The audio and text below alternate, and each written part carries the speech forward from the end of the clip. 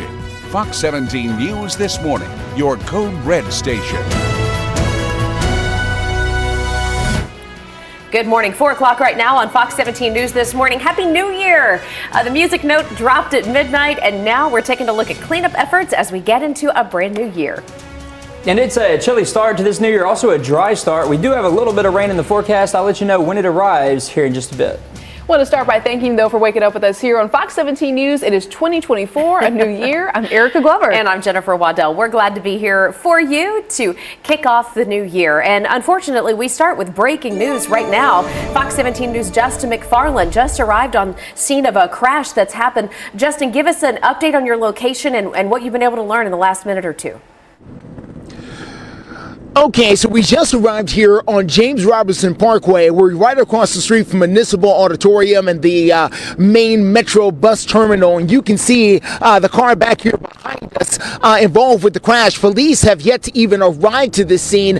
All we've been able to learn about this so far is that someone says that this car was flying along James Robinson Parkway when it crashed into a pole back behind us. And then the driver got out of the driver's seat of the car and took off running. According to what we've been told by authorities on the scene, the driver went running up the stairway here at the bus station and hasn't been seen since. As a matter of fact, they say the keys are... As you can see, the car is crashed beyond recognition. This Kia, we can tell that much. But other than that, it is very, very difficult to tell exactly what... Dave, photographer, come this way. I want to show people the light pole back behind us here. You can see this car, when it was coming along here, boy, it took this light pole to the ground. So, again, Metro Police have yet to arrive. We don't know if anybody hurt at all. It was just something we were asking. We talked to a couple of witnesses who were here, who saw the whole thing. Said they saw what happened. But again, no authorities, no driver, just something that's sitting in the middle of downtown, right in the heart of Nashville. We're live for you this morning. I'm Justin McFarland, Fox 17 News, your Code Red station. All right, Justin, my goodness.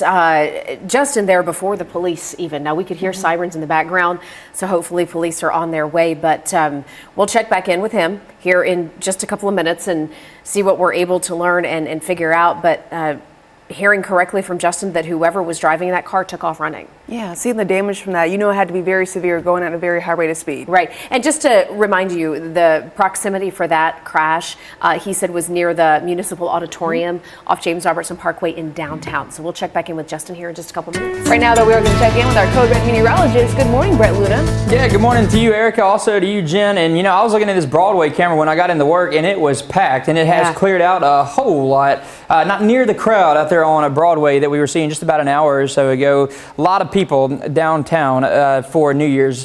36 degrees our temperature right now. It is still pretty cloudy. We are going to keep some of those clouds around with us as we head through the rest of the day. No rain to speak of, though. It is all dry right now, and I think for the next several days, we're going to keep pretty dry conditions in place. Might see just a brief shower by Wednesday, but the better rain chance doesn't arrive until the weekend. Current temperatures, it is chilly, 32 right at freezing Murfreesboro, down in the McMinnville, 32 in Lewisburg, 33 Dickson right now. Clarksville just a few degrees higher than that, 35 in Clarksville, also in Hopkinsville. So for the rest of today, upper 20s by 7 o'clock. Still not going to warm up quickly at all. By noon, we're in the upper 30s. By 5 o'clock, we're going to keep it in the upper 30s as well. And I think our high temperature today should top out around the upper 30s. So it is going to be a chilly day. 39 the high today, 26 the low temperature tonight. We'll be in the mid 40s by Tuesday, and the highest we go, at least in the next few days, is 47. That's going to keep us below normal for this time of year. 20% chance for showers on Wednesday. I think the best chance for just some very light sprinkles in our far southern counties near the Tennessee-Alabama border. 43 on Thursday, and then by Friday, I think we're dry. The next best chance for rain, though, that'll be Saturday. A good chance for rain then. Brett, thank you so much. 4:04 is the time, so we do want to check in on your Steer Clear traffic update and let you know what's happening out there. We're taking a closer look at our SmartWay traffic maps to let you know about a multi-vehicle crash. This is over in the Sumner area, multi-vehicle crash reported around 1 a.m. this morning. So we're keeping a close eye on the maps. We're going to check the cameras, though, and give you a better look at what's happening out there before you head out this morning, or perhaps you're heading back home. Always be safe, and we'll have some more updates in our Steer Clear traffic reports. Well, and speaking of travel, we have a lot of folks who are going to be out at Nashville International Airport this morning. Folks who, in some cases, may be going straight from the New Year's Eve party to the airport. So we wanted to get a look as to how things are shaping up here on this Monday morning. That's going to take us to Fox 17 News' Karen Aguilar, who is live at B&A with a closer look. Good morning, Karen. Good morning. Well, B&A says that around 60,000 people are expected to travel through here today. And I want you to just take a look behind me exactly how busy it is right now. There are people that are lined up, barely moving. I've been standing here for about 20 minutes and the line moves about 5 to 6 minutes. You can tell that people are a little bit impatient, just waiting, especially at this early morning hour. And there are some things that you do need to know if you are going to be coming here in the next few hours. B&A advises that you do pack smart, and that means that, you know, if there's some things that you shouldn't bring, like liquids or some medicine, you should look on tsa.gov for that information. Another thing is that you can take alternative routes to get here. It's going to be very, very busy. AAA expects that the roads are also going to be very busy, so just plan ahead about an hour or two to get here. And you also have to see if there's any flight delays or cancellations at this moment. FlightAware tells us that there isn't, but you never know if that might change. Coming up in the next half hour, we spoke with some travelers who tell us just their reaction on what they feel about how busy it is today. Reporting live from Nashville International Airport, Karen Aguilar, Fox 17 News, your Code Red station. Karen, thank you very much. 4:06 is the time. Operation Crime and Justice, a man shot and killed on New Year's Eve in Clarksville. We'll take you to Montgomery County in moments to tell you what police say happened. And the search is on for whoever killed a homeless man involved in a hit-and-run situation. Stay with us.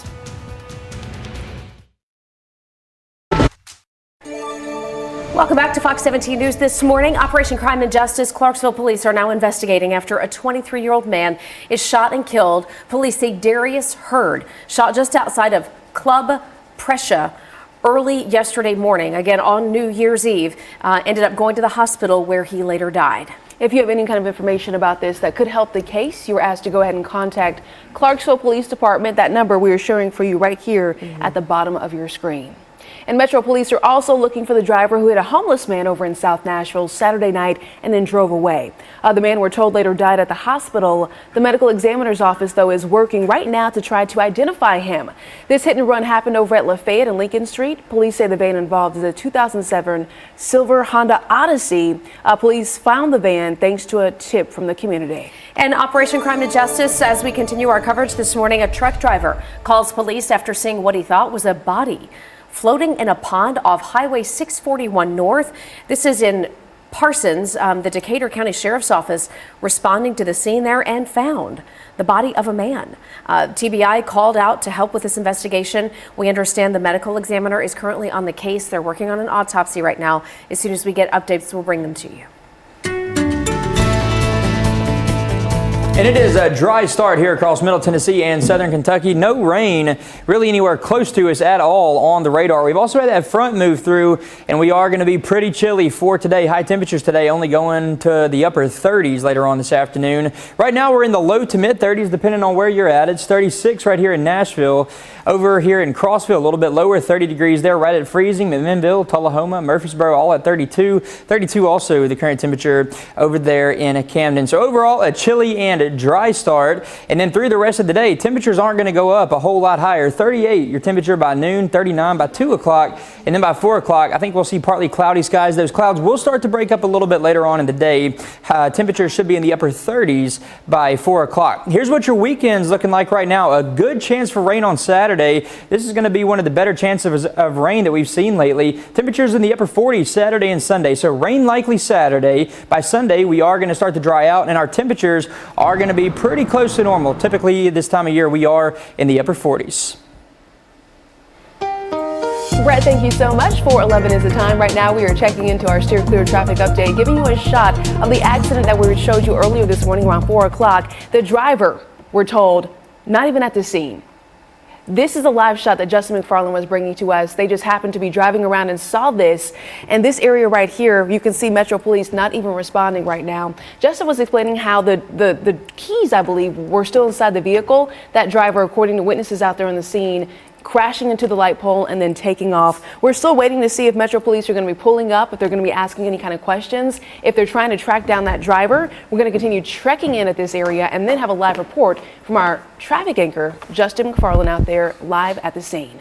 Well, new year, new laws here in Tennessee. There's a distracted driving law, as a matter of fact, that means tougher penalties. While you'll want to think twice before texting behind the wheel.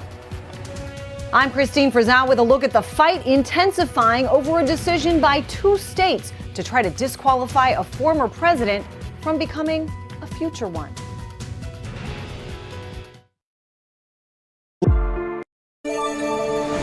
Welcome back to Fox 17 News this morning. 4:14 is the time. Happy New Year. Here we are into 2024, and already it's been a very busy morning. We've got folks who are still in downtown Nashville, some of the party stragglers trying to find their way home. We've got Fox 17 News' Karen Aguilar over at the Nashville International Airport this morning, showing us all the activity there. Plus, Justin McFarland on that breaking news that we just checked in on a moment ago with that crash in the heart of downtown Nashville. So a lot that we'll be covering for you as we are your live local news source through 9 a.m. Oh, for sure. Very busy. We're talking politics, though. There is more pushback to that decision to disqualify former President Donald Trump from the primary ballot in 2 states. Yeah, so as we get into 2024, it is now an election year. We can officially say that. Here's Fox 17 News' Christine Frizzell with the latest. A new year brings a presidential race like no other, with more reaction pouring in following the second state to decide to disqualify former President Donald Trump from its primary ballot. Maine joining Colorado in citing the 14th Amendment, which bars officials who took an oath to support the Constitution from holding office if they engaged in an insurrection. This is something that I did not choose to do, but that I was obligated to do under Maine law and the Constitution.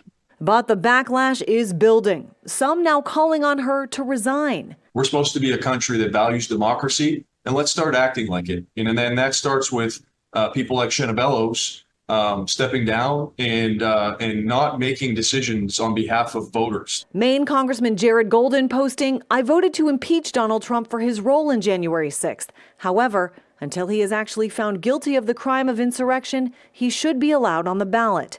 The state of California just releasing its list of certified candidates ahead of ballot printing for the primary there. Donald Trump is on it.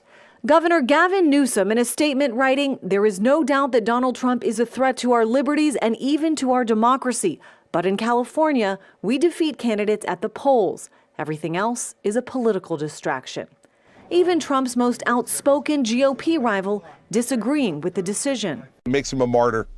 You know, he's very good at playing poor me, poor me. Still, others argue the Constitution is clear and more states should follow suit. Donald Trump can strike the pose of the martyr in any given context. I don't think we can run scared from Donald Trump. We've got to enforce our Constitution. And that certainly was the design of the framers, and that's what they would have us do.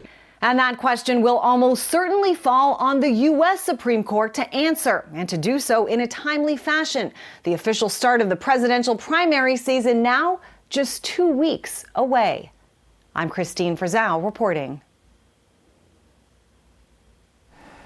Christine, thank you. The new year is bringing tougher penalties when it comes to texting and driving right here in Tennessee. So we're learning some more about this, including how this new law is raising the number of points that you'll get on your driving record if you're caught texting behind the wheel. Listen up. This law impacts young drivers the most because drivers under 18 will get 7 points for a second offense, which is enough to have their license suspended for up to a year. Anyone 18 and older will get 4 points for a first or second offense and then 5 points for a third offense. The Senate bill is called the Eddie Conrad Act. It was named after a man in Middle Tennessee who was hit and killed by a distracted driver back in 2020.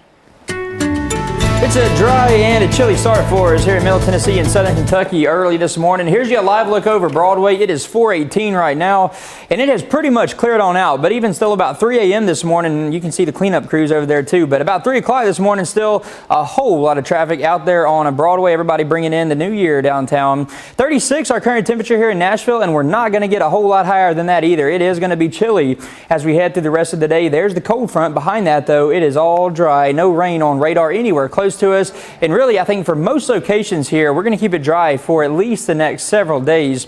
Temperatures in the 30s for everybody. 32s right at freezing. Lewisburg, Tullahoma, McMinnville. 30 in Crossville, a little bit cooler up there. 33 in Dickson. We're at 34 early this morning up in Clarksville. So on Future Track, we're just going to let it play through Wednesday at least. So this is noon right here on Wednesday. We could see a few of these showers try to move up into our far southern counties right there along the Tennessee and Alabama state line.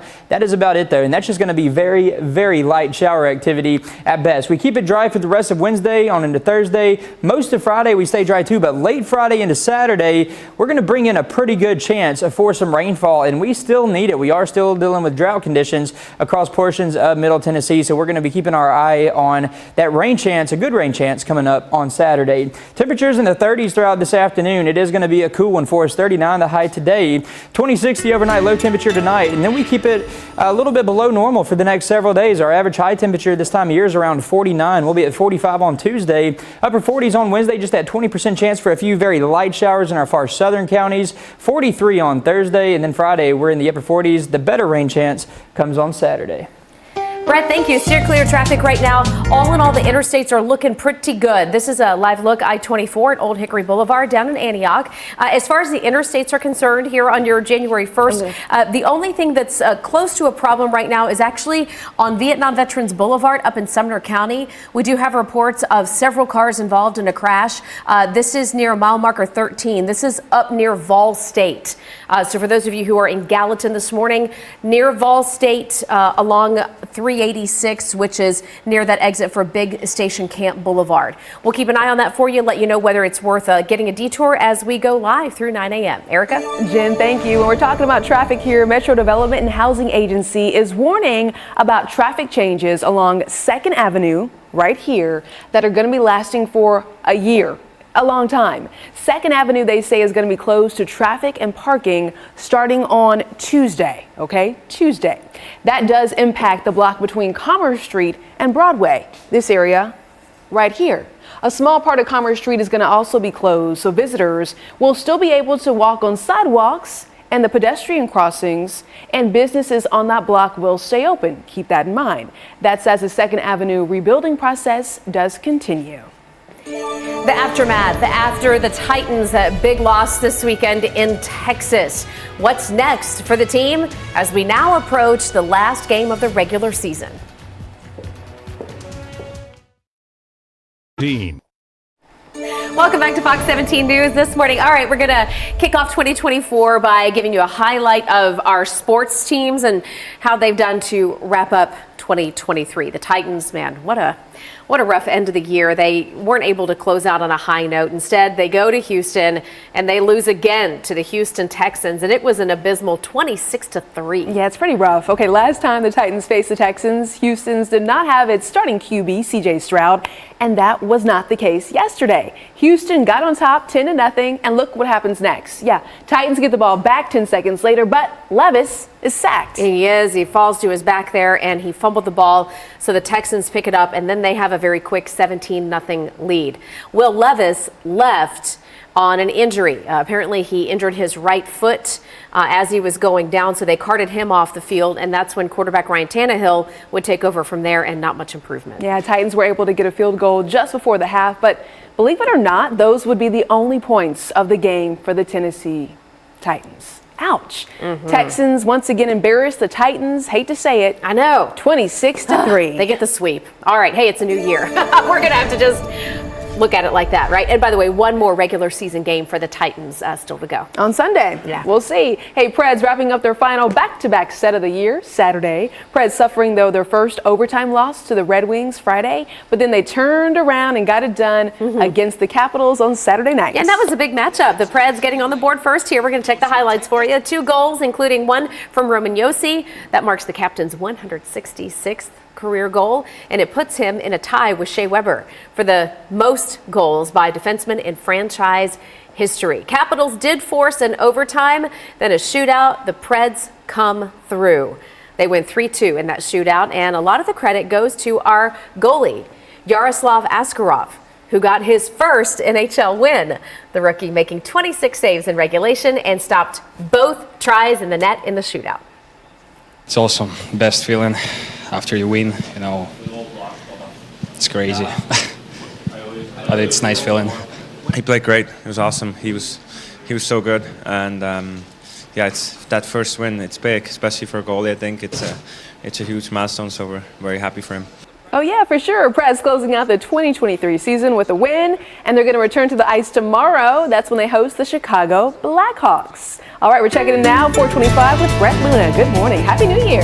Good morning, Erica. Happy New Year to you, too. And it is a chilly start to 2024. We have temperatures in the 30s right now, and later on this afternoon, we're not going to do a whole lot better than that either. 39, a forecast high temperature for today. Average high this time of year is 49, so we're going to keep it about 10 degrees below normal. So chilly will be the overall story for us for today. And really for the next several days, we're going to have these below normal temperatures. Typically, we have temperatures this time of year, again, in the upper 40s. We're going to be in the mid 40s by Tuesday, 47 on Wednesday, but then by Thursday we're back down to the lower 40s, and then we're going to push it back closer to normal for Friday, Saturday, and Sunday. Monday we might go just a little bit above normal, but overall a cool and mostly dry week for us too.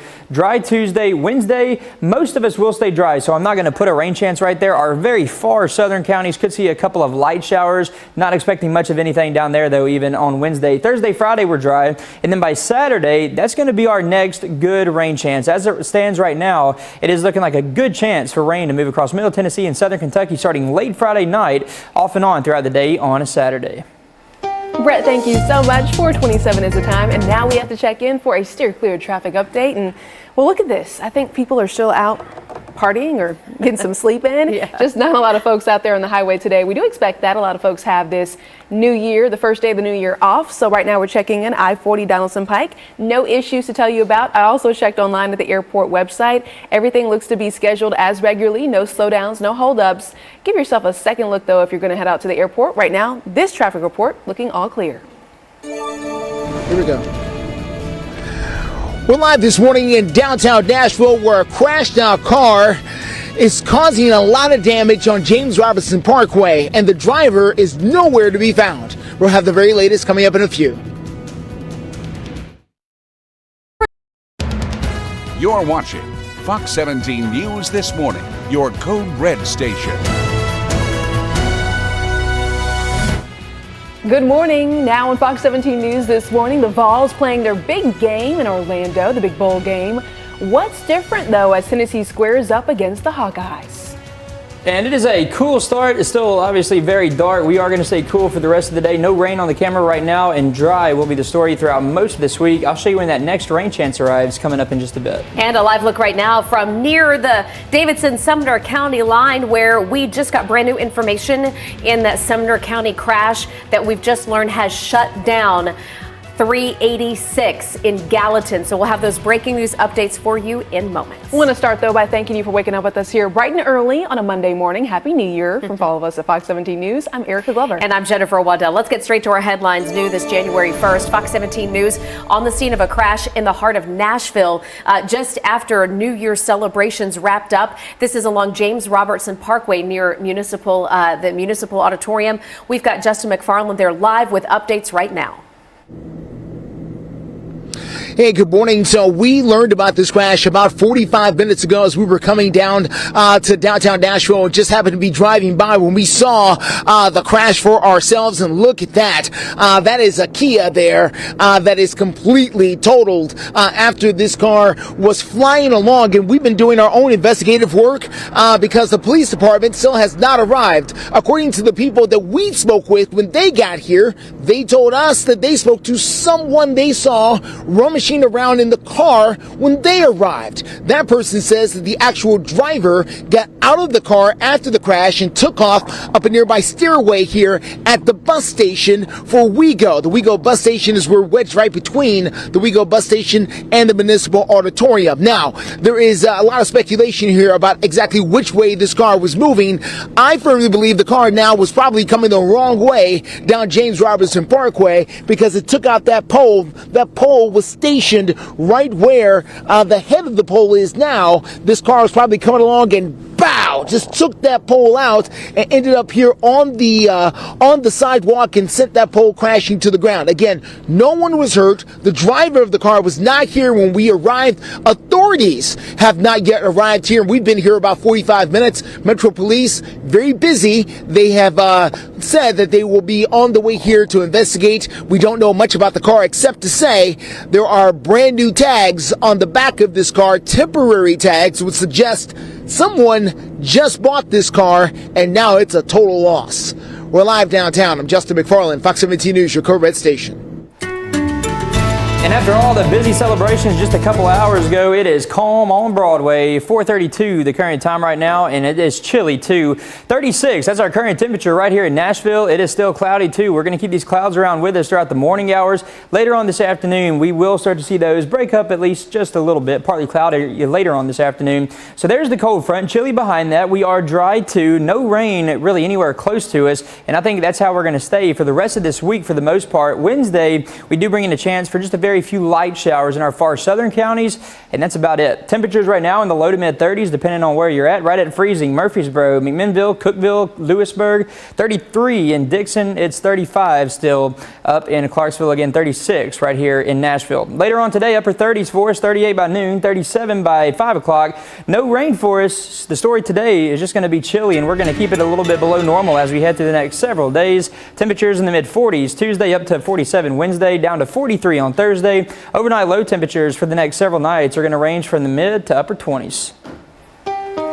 Brett, thank you. Steer clear traffic report time at 4:33. Want to show you a live look over at Vietnam Veterans Boulevard. This is right at Conference Drive. We're not seeing any issues in this area as of right now. This is looking very, very good. A lot of folks do have this day off, so we're just not going to see too much traffic out there as far as the worker commute. Right now on Vietnam Veterans Boulevard in Gallatin. Okay, so this is up near Rivergate, but on Vietnam Vets in Gallatin, so several miles to the east of this is where we've just learned from the Gallatin Police Department that Highway 386, which is Vietnam Veterans Boulevard, 386 from Greenlee Boulevard to Big Station Camp is currently shut down to all inbound traffic due to a very serious crash.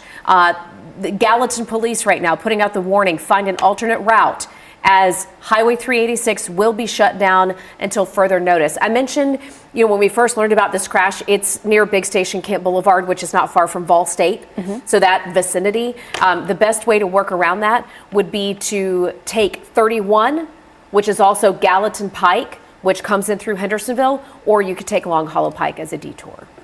We're talking sports now because today is the Big Orange Day. Yeah, they're going to close out the 2023 season with a Cheez-It Citrus Bowl. A lot of excitement there and a lot of fans from here in the Mid-State already down there. So they're taking on number 20 Iowa in Orlando. Vols starting quarterback, in case you missed this last week, Joe Milton, is opting out of the game. He says to focus on the draft. But that means that Tennessee's true freshman quarterback, Nico Amaliaba, is set to make his first career start. So we're going with Nico. It's a noon kickoff here today. All right, can't wait to see what happens there. There are high numbers of travelers, though, that are predicted to go ahead and be in and out of Nashville's airport today. Going to be very busy as we get started to wind down, so to speak, the holiday travel season. Yeah, it would look that way. Let's check in with Fox 17 News' Karen Aguilar, though, and see how things are shaping up at Nashville International this morning. Hi, good morning, Erica and Jen. It is very busy, and that's what people have been saying all day. As soon as they walk through those doors and they go towards the security checkpoint or to check in, they say, it's busy, and it's really something to believe, because if you can see behind me, you see that the line, if you're taking American Airlines, has not moved still since when we last showed this shot. And what's more, if my cameraman points to the right, you can see that there are people that are going into TSA pre-check. You can see that all of the booths are basically filled, and although it doesn't look like much to the lines to the security checkpoint now, it is going to get busier and busier. If you keep panning to the right, you can see that people are trickling in droves, coming down the elevator, trying to come and basically fly out of here, and it's only 4:36 in the morning. I spoke with one of the travelers, Sydney Bold, who just came from celebrating New Year's Eve in downtown Nashville, who gives us her reaction to how busy it is. Not fun. We're here super early because I was super worried about us getting our flight canceled, and we had like 7 Ubers cancel on us this morning, so it's just been hectic. There's a lot of things that could cause delays, and just basically being late to potentially your flight. And so for that, you have to be prepared. A BNA spokesperson says there are lists of things that you can do. All you have to do is you go to tsa.gov to check out what you need to do to be prepared. Reporting live from Nashville International Airport, Karen Aguilar, Fox 17 News, your Code Red station. Back to you. Karen, thank you so much. And hey, you can always get more local reporting just like this delivered right to your inbox every single day by signing up for our Fox 17 News daily newsletter. You can do that by heading to our homepage. We're showing it for you right here on the screen. It is fox17.com. And we have you covered live and local all morning long. Plus, we get you updated on national and international headlines. One of those includes Russia calling an international meeting over airstrikes. The mixed response as the war in Ukraine continues this Monday morning. And Denmark getting a royal shake-up as their queen is stepping down this year. We're going to talk about who's next in line for the throne. Stay with us. Happy New Year to you. Fox 17 News at Welcome back. In international news, Russia has convened an emergency UN Security Council meeting. It happened on Saturday night, and during which Moscow's envoy accused Ukraine of launching a terrorist attack against Russian civilians. All right, let's dive into the details here on this Monday morning now. The Russian Federation really not getting the welcome that for some reason they were expecting. Several member states repeatedly called on President Vladimir Putin to withdraw troops from Ukraine. You had to think Russia saw that coming. They had called this meeting, though, in response to a bombing that hit the border city of Belgorod Friday night, killing 21 people, another 110 injured. That strike came one day after Russian forces killed, though, at least 41 Ukrainian civilians in an 18-hour-long airstrike. And we're also talking about Denmark because in her New Year's speech, the Queen of Denmark said she is ditching the throne, saying goodbye. All right, Queen Margaret II plans to hand over her position to her 55-year-old son, Crown Prince Frederik.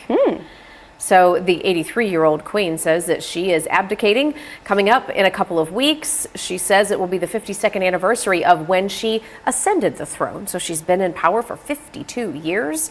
Unlike most monarchies, though, there will be no formal crowning ceremony for the Prince Frederik. She's got some snazzy outfits. She sure does. All right. 4:41 is the time right now. Speaking of snazzy, Brett. I don't know about Good all morning, that. Brett. How are y'all doing this Great. morning? We're good. Well, hey, last year was a really dry year for us. We're going to go over some of these numbers right here. 39 inches of rain is what we ended at 2023 with. That was about 11.5 inches below normal for the year. August through December, that was the driest August to December since we've seen since 1980. Only about 11 inches of rain recorded from August to December last year. It was also a warm year for us, too. Average temperature was 62.9 degrees. That is the record. The previous record was back in 2016. We hit 62.7 degrees for our average temperature then. As we head on throughout the rest of this week to kick off 2024, it is going to be a chilly one for you. We're looking at temperatures remaining below normal. Also, it's going to be a dry start and then a good rain chance, though, comes into play on Saturday. More details on all that in just a bit. Alrighty, Brett, thanks so much. 442, steer clear traffic. It's already been a doozy of a morning. We've had breaking news with the crash in the heart of downtown with Justin McFarland. That's over just off James Robertson Parkway. This is a live look I-65 at Old Hickory, south of Nashville. Looking good here, no problems on the interstate. And then we also have another serious crash on 386 in Gallatin. It is shut down. We have Fox 17 News' Karen Aguilar on her way to that breaking news, a crash there. We'll get a live update from her as we get into our 5 o'clock hour. And coming up, we have concerns over recalled applesauce found at some stores across the country, the brands that you need to think twice about. And the medical argument for taking a break from social media in 2024. Is that on your list of things to do? Maybe a New Year's resolution? Fox 17 News. Welcome back. 4:44 is the time, and right now we're talking about the Food and Drug Administration, which is warning applesauce products that were previously recalled are still on the shelves at certain stores. Just depends where you're looking. Yeah, so you definitely want to have a heads up here because these are the pouches in question contaminated with lead. The FDA says that by mid-December, they were able to get certain pouches off the shelves, but there were still many for sale at, for example, Dollar Tree stores. The agency got another report on December 19th, for example, that products were still on the shelves at Family Dollars as well. All the pouches recalled are here on your screen, and we've got 3 different brands, all of them recalled in November. They were linked to more than 200 cases of lead poisoning nationwide. The Centers for Disease Control and Prevention is also investigating this outbreak. They have received a total of 251 reports from health departments across 34 states. If you want some more updates about this, go to fox17.com. Yeah, it looks like the cinnamon is the culprit with regards to the poisoning. So we'll keep you updated there. Plus inflation. Yeah, man, I feel like that was a 2023 frustration for every American family. Now, the good news here, it looks like inflation might be slowing a little bit. Unemployment still pretty low, but millions of families are still not feeling real good about the economy. Oh, for sure. Angela Brown, though, is breaking down some new and interesting polling. Listen to this. They say that all politics is local, and when it comes to how people feel about the economy, nothing could be more true. Republican Representative Jason Smith from Missouri. People are struggling just to get by. In fact, 80% of Americans have less savings than they did pre-COVID. So it's a struggle. This December Quinnipiac poll found 56% disapprove of the way President Joe Biden is handling the economy. 39% approve. Ted Rossman from Bankrate says the economy is doing better than people think. 80% of Americans recently told Pew Research that the economy is poor or fair. That doesn't jive with a lot of the numbers. GDP growth was a robust 5% last quarter. The unemployment rate is a mere 3.7%. That's one of the lowest in 50 years. The stock market hit a record high this week. The president, for his part, trying to downplay any concerns when asked about the economy for 2024. Sir, what's your outlook on the economy next year? All good. But families on Main Street are still getting pinched. Inflation slowing, but food is still high, increasing 2.9% since last year. Shelter up 6.5%. People are still being weighed down by inflation, though. And I think that cumulative effect is important, where prices are not growing as fast as they were a year ago, but they're still growing, and they're building off a higher base. And interest rates are high. Experts are now saying a soft landing or mild recession is possible for 2024. In Washington, D.C., I'm Angela Brown. All right, we were just talking about the applesauce recall. We actually have some powdered baby formula that is now being pulled from the shelves as well due to contamination. A really important update here for parents. The U.S. Food and Drug Administration warning consumers of possible bacterial contamination in Redkit, Mead Johnson's Neutrogena hyperallergenic powdered infant formula products, okay? Manufacturers voluntarily recalling more than 675,000 cans of this formula that we're showing here right on the screen. We understand the formula did test positive for a bacteria that can cause rare but potentially deadly infections in newborns. The FDA says no illnesses have been reported to date.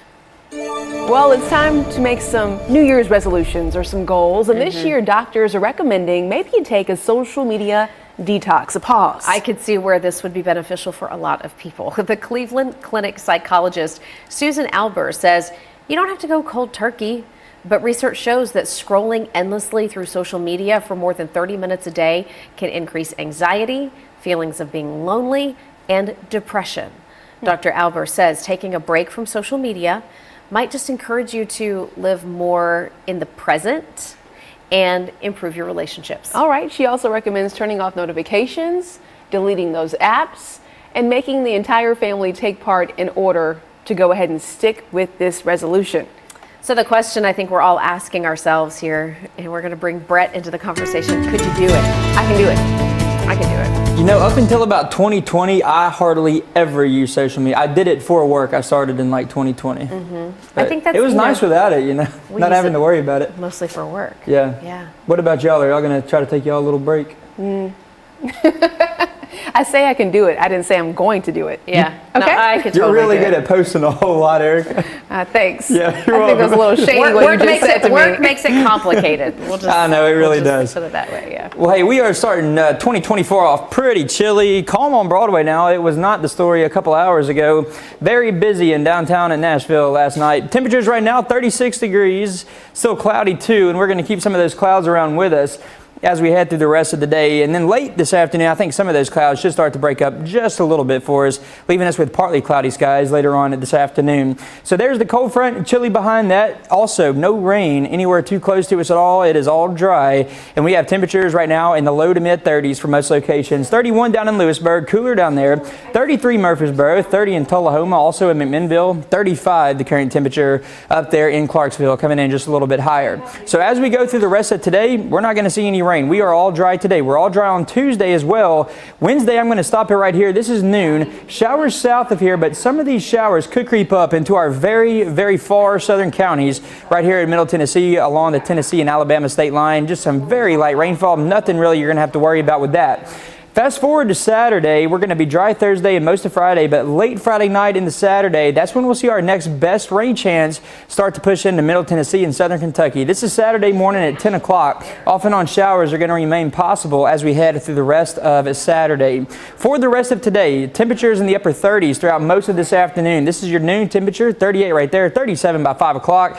7-day forecast keeping us cooler than normal for the next several days with overnight lows in the mid to upper 20s. Brett, thank you. Steer clear traffic time right now. We're going to get you another live look just to reassure you that the interstates are looking okay. This is I-40 at American west of Nashville. So this would be for all of our Bellevue commuters. If you're coming into town, maybe you do have to work today. No problems west of Nashville. In fact, our interstates are crash free.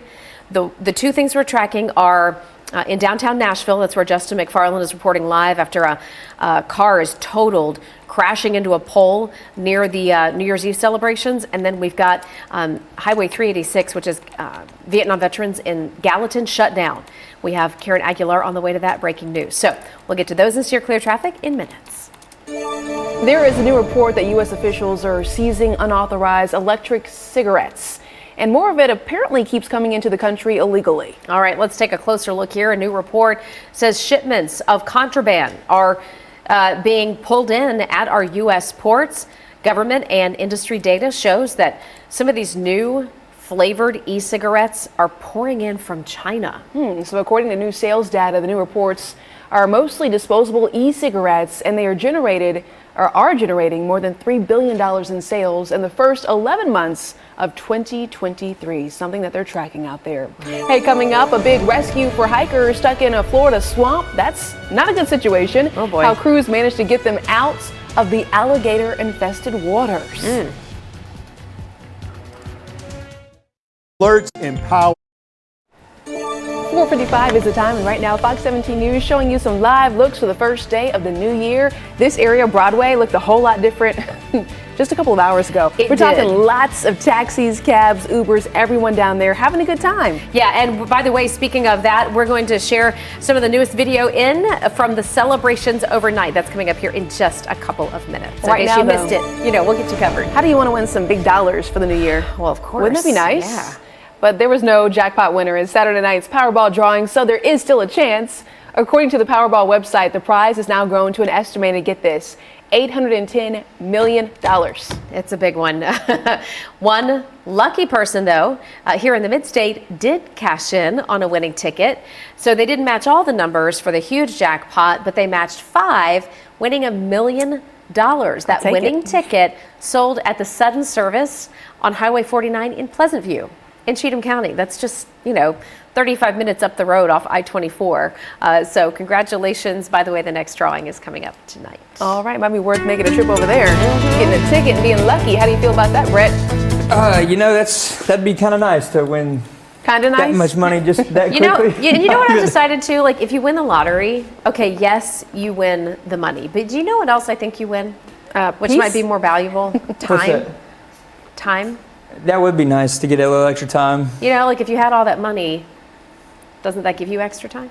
I think. So because you could quit your job. Sometimes it's a bad thing though when you just get that much without having to work for it, and then you just spend more and more and more. I don't know. I'll take my chances.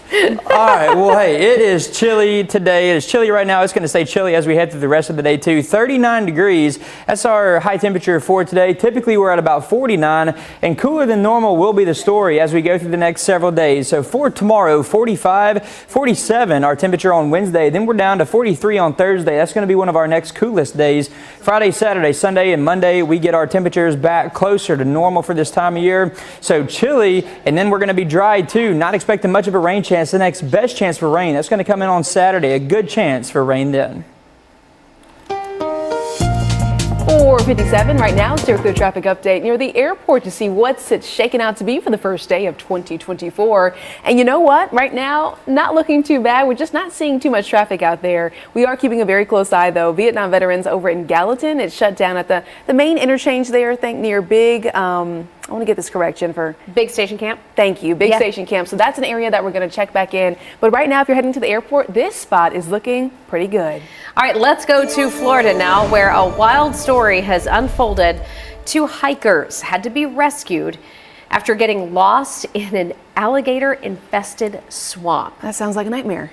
Let's watch the video here. Ooh, the Hillsborough County Sheriff's Office sharing this video. Look at this on the rescue over on their social media pages. Okay, so it took place in the Cypress Creek Wilderness Preserve on the evening of December 23rd. We're talking right before Christmas. The Sheriff's Office says the aviation unit, they had to use their night vision goggles, which is what you're seeing here, to ultimately help guide officers to where those hikers were located. Wow. The 2 hikers, good news, they appear to be unharmed, and they were safely escorted out of the entrance of the preserve, and they'll think twice about doing that again. Yeah, they will. We were saying during the commercial break, the story kind of reminded us of like the Swamp People show.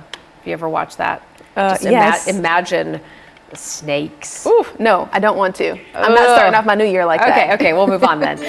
Let's take a look at other headlines in world news. The Italian city of Venice announcing new limits because they're trying to ease mass tourism.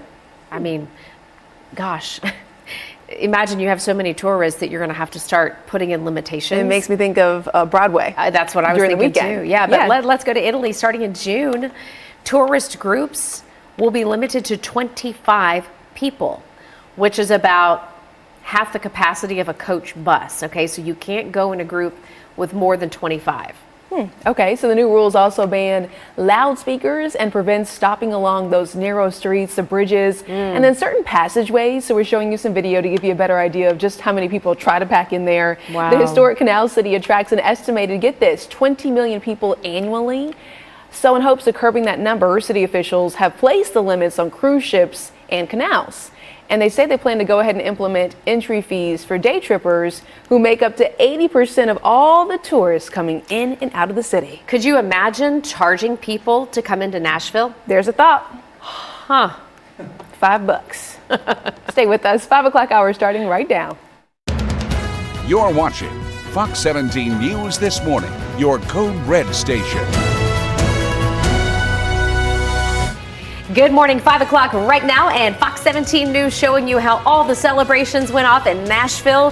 Happy New Year to you. The music note has dropped, and now we're taking a look at how 2024 is kicking off. And we are live here in downtown Nashville, where the party to kick off 2024 is now in the cleanup phases. We're going to tell you how long it could be before the park is a park again. Chilly and dry right now to start out 2024. Chilly is going to be the story for the rest of the week, and then also dry too. I'll show you when the next best rain chance comes here in just a bit. All right, chilly, but hey, thanks for waking up with us here bright and early on a Monday morning, the first day of 2024. Feels good. Fox 17 News, I'm Erica Glover. And I'm Jennifer Waddell. We're glad to be your live local news source here for you through 9 a.m. And we start now with the updates from Nashville after the New Year's Eve celebrations have wrapped up. Take a look at the video we've just learned this morning in the last hour or so. Record-breaking crowds on hand to see performers like Lainey Wilson right there with her bell bottoms. Love her. We know the official attendance record. It is now 215,000 people in Nashville. Can you imagine that? I can, because I live near this area and I had to hear all the fireworks go off.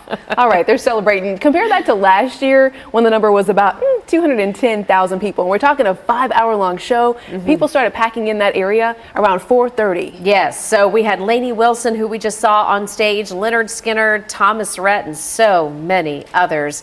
It was, by all accounts so far, a wildly successful New Year's Eve celebration in Nashville. But the party's over. And so now we have to look ahead, not only to a new year, but a new day for the cruise. Yeah, we're talking about that. And we're also talking about a crash. That's where Fox 17 News' Justin McFarland is live this morning, pulling up to that area and letting us give him some more updates about this. Oh, yes. We were at the crash here a short time ago. We have cleared that crash there in downtown Nashville, where a car just somehow got away from the driver, ended up crashing into a pole near James Robinson Parkway. Right now, we're over at the Bicentennial Park. This is where crews are busy doing what they do, and that is cleaning up from that huge party. This is one of the tent companies who have come down here, and they are, see them, taking away a lot of the equipment. Now, according to officials here, it could be days before Bicentennial Park is returned back to a place where you can take your dog for a walk or do yoga or a jog or whatever it is you want to do here. But it's been shut down for the last couple of weeks because of the New Year's Eve Big Bash. As a matter of fact, the note is still all lit up here at the Bicentennial Park, and it could still be there for a few more days to come. Officials do call this one a big success, with 215,000 people coming out to celebrate New Year's here in Nashville. By the way, if you lost something, and it's not unreasonable to think that maybe you did lose something, you can recover it down at Bridgestone Arena later today from noon until 6. If you believe you have lost something here at the Bicentennial Park, they're moving the lost and found down there to Bridgestone Arena, so you can go down there and ask for whatever it is you're looking for. They always come up with a number of items each and every year. We're live for you this morning. I'm Justin McFarland, Fox 17 News, your co-red station. And it's cold out there this morning, too. We have temperatures only in the 30s for most locations. I'll show you that here in just a second. I want to show you Broadway, though, because it looks a whole lot different than just a couple hours ago. It is calm and quiet now on Broadway. Temperature right here in Nashville, we are at 35. Still cloudy, and those clouds are going to stick around with us throughout most of the day, too, especially through the morning hours. So there's the cold front, cooler air behind that, but no rain to speak of anywhere right there on the radar. It is all dry, and I think that's about how we're going to keep it, for most of us at least, for the next several days. Temperatures in the low to mid 30s right now, depending on where you're at. 30 Tullahoma, also McMinnville, right at freezing in Cookeville. Crossville now down to 29. That's the coolest spot on the map. 33 in Dickson, 33 over in Camden as well. 35 the current temperature up in Clarksville. 38 temperature here in Nashville by noon. We'll keep it in the 30s throughout most of this afternoon. I think the high temperature topping out at 39 later on today. 45 on Tuesday. 47 on Wednesday, only a 20% chance for a few showers, really just for our far southern counties along the Tennessee and Alabama state line. The next best chance for rain, that'll come in on Saturday. Brett, thank you. 5:05 is the time. Now we're looking at your steer clear traffic updates. Let you see this. I-24 over at Lee Victory Parkway. This area is looking very, very good. We are not seeing any kind of slowdowns, right?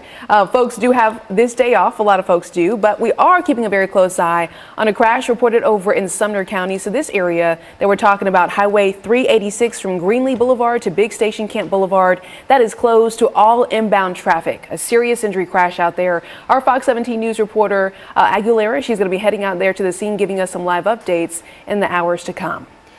Operation Crime and Justice now at 5:05. Clarksville police are investigating after a 23-year-old man is shot and killed.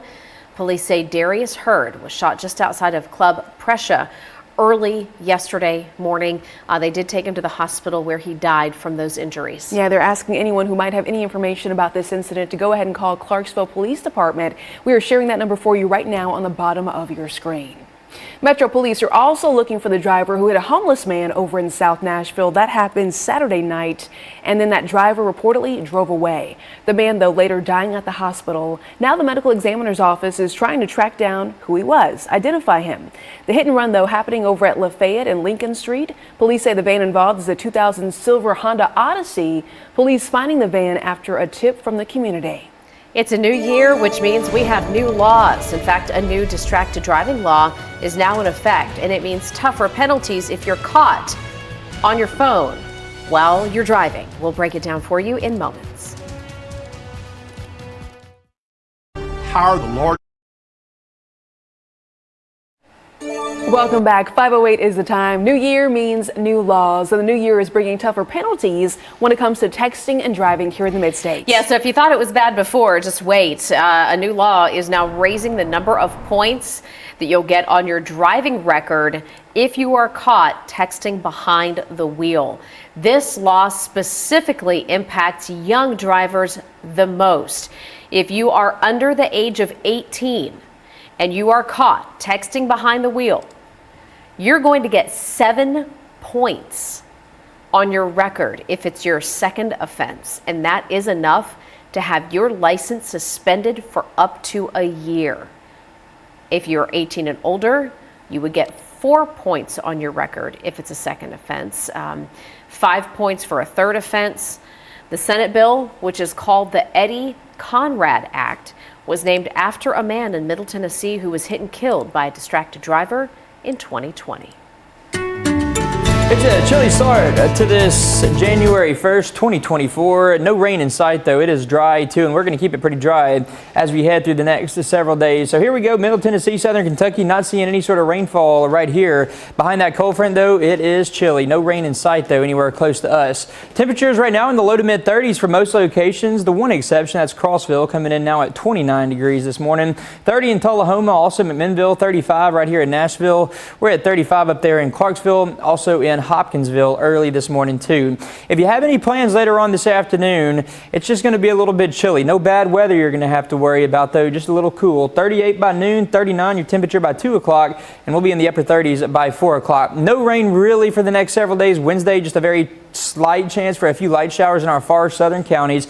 The best chance for rain, though, is going to come in on Saturday. Rain looking very likely by Saturday, drier by Sunday. Temperatures are going to be near and just a little bit below normal for the weekend as well.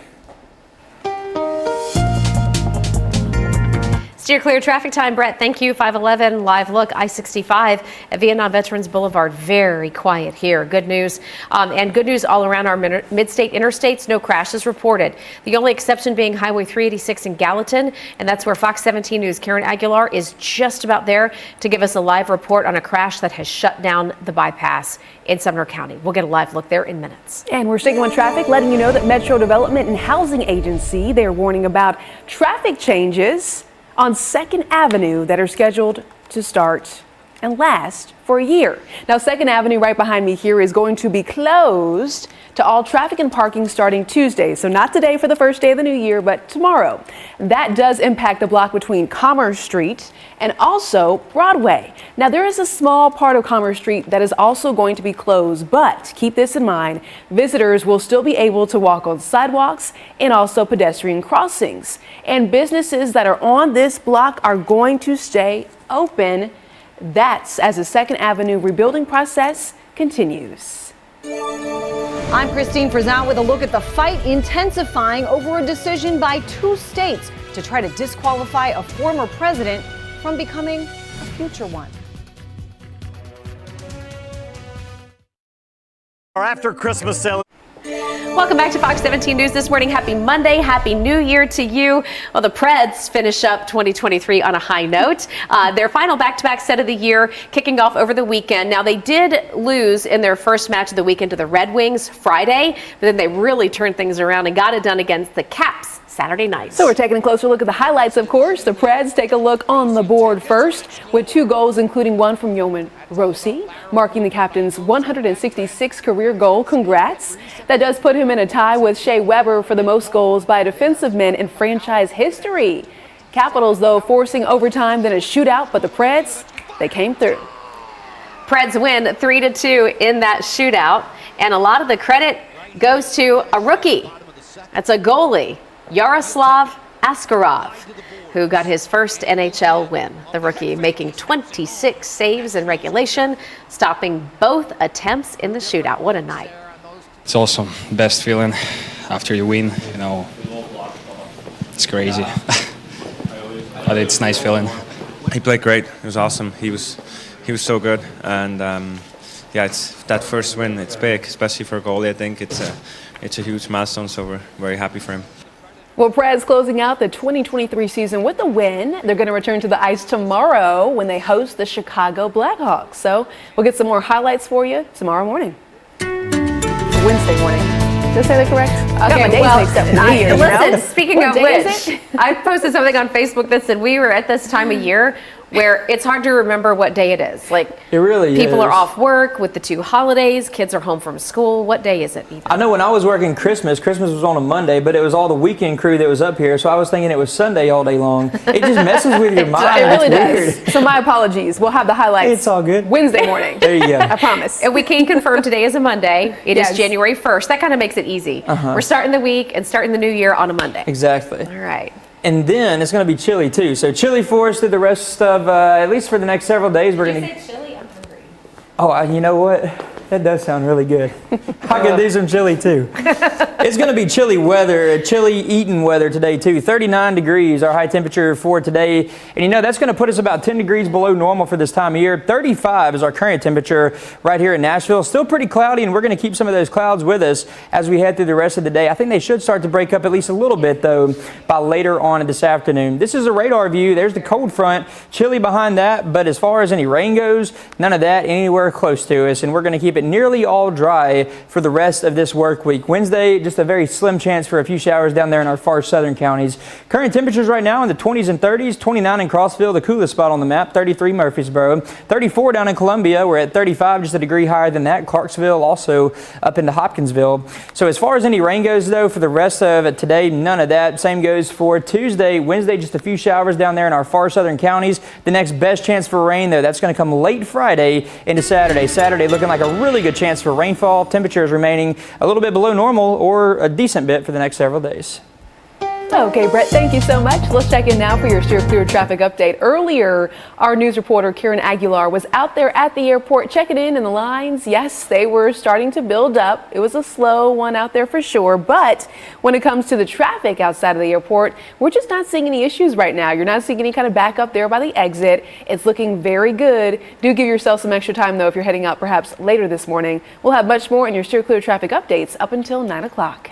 All right, let's talk national headlines. It's officially 2024, which means we are now in an election year, and so much swirling around former President Donald Trump. More pushback, in fact, to the decision to disqualify him from the primary ballot in 2 states. Fox 17 News' Christine Frizzell has the very latest. A new year brings a presidential race like no other, with more reaction pouring in following the second state to decide to disqualify former President Donald Trump from its primary ballot.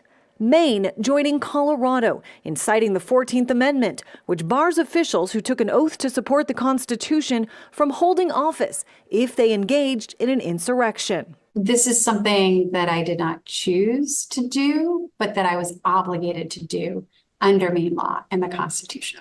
But the backlash is building, some now calling on her to resign. We're supposed to be a country that values democracy, and let's start acting like it. And then that starts with people like Shelbyville stepping down and not making decisions on behalf of voters. Maine Congressman Jared Golden posting, "I voted to impeach Donald Trump for his role in January 6th. However, until he is actually found guilty of the crime of insurrection, he should be allowed on the ballot."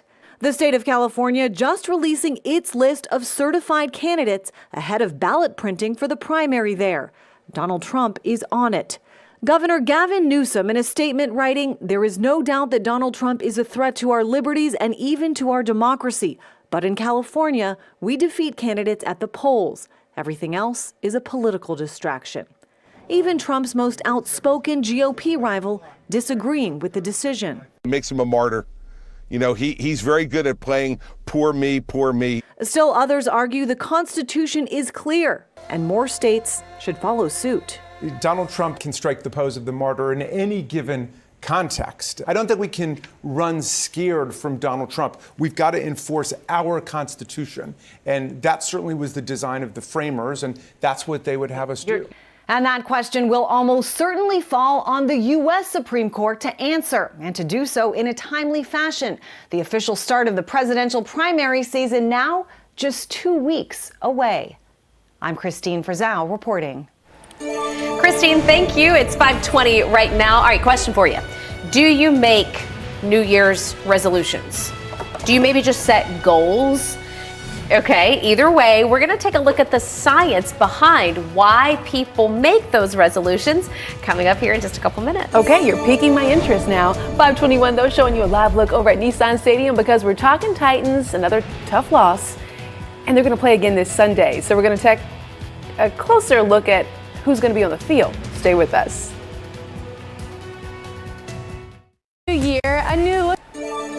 Welcome back to Fox 17 News this morning. Happy New Year to you. It's 5:23 right now. As a lot of folks are, kickstarting a brand new year, turning over a new leaf, new goals, resolutions, whatever you want to call them. We are asking the question, have you ever wondered why we do this? Why do we do it to ourselves? Why do we, what's behind it? Well, Fox News' Laura Cantor taking a closer look at the science behind resolutions. You're probably familiar with the saying, "New Year, new me." And with 2023 in the history books, it's time to focus on our resolutions for 2024. Probably to stop procrastinating on things. I'm going to try to be more organized. Work on self-improvement. But while resolutions vary from person to person, people have been crafting them for thousands of years. According to Danny Weathers of Clemson University, people see the new year as a fresh start to their lives. And by starting to pursue their goals on January the 1st, they can keep up the new behaviors day to day until they've developed a streak. A streak is a way to perform a behavior. If you want to be in better health, you may start a running streak or an exercise streak. The idea for many people is that a streak will then become a habit, and it's something that they would do without much thought. While trying to build new habits can be difficult, Weathers says the streaks we set may help us better follow through with our resolutions. People feel pressure to keep up their streaks. It's a bigger goal, and people like to achieve goals. So we have the daily behavior is a short-term goal. Maintaining the streak is a longer-term goal. So people are motivated for that reason. But in order to set yourself up for a successful streak, when you start a streak, you have to define what the behavior is. So, for example, running at least 1 mile, you put this parameter on that behavior. And you have to do it at least once every calendar day. Laura Cantor, Fox News. Okay, Brett, what's your goal or resolution? I usually don't ever make any, and I'm not going to make any this year, but I do kind of want to think of something. Just so I can... Less Red Bull in 2024. No, I can't do less Red Bull. What's your goal? You're putting me on the spot. I'm going to run every day in 2024. Oh, at least 1 mile. I'm going to try that. You know what I'm put me on the spot, and I was ready to go. You were ready to go. You've been thinking about it. I'm not going to run a mile every day. I don't blame you. There's my goal. Well, hey, 39 degrees, our forecast high temperature for today. It is going to be cooler than normal especially. 49 is our average high temperature. As we head through the next several days, we're going to keep temperatures in the 40s. I think one of the coolest coolest days, that'll be Thursday, 43 then. We finally start to bump it back up a little bit as we head closer to the weekend. 48 on Friday. We'll stay around 48 on a Saturday. As far as any rain goes, though, no rain really for most of us for the next several days. Wednesday, we could see a few showers just for our very far southern counties. Very, very light rainfall at best down there. 80% chance, though, as we head on into Saturday. Friday night, off and on throughout the day on Saturday, we're looking at a really good chance for some rain showers, and then we are going to be a little bit drier. By the time we hit Sunday, we're going to finally start to dry out. All right, at 526, we are not seeing any issue in this area that we're showing you up on the screen. This is I-65 at Harding Place. No slowdowns, just not a lot of folks out there. However, Fox 17 News, we were following breaking news this morning about a crash that has shut down Highway 386 in Sumner County. So coming up in a couple of minutes, we're going to have live reports from our Karen Aguilar, who is out there showing us what is happening.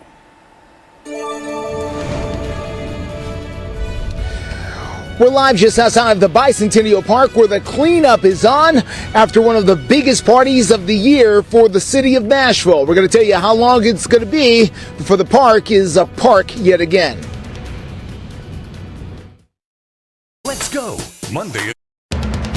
You're watching Fox 17 News This Morning, your Code Red station. Now on Fox 17 News this Monday morning, the Vols playing their big bowl game today over in Orlando. But what's different as Tennessee squares up against the Hawkeyes?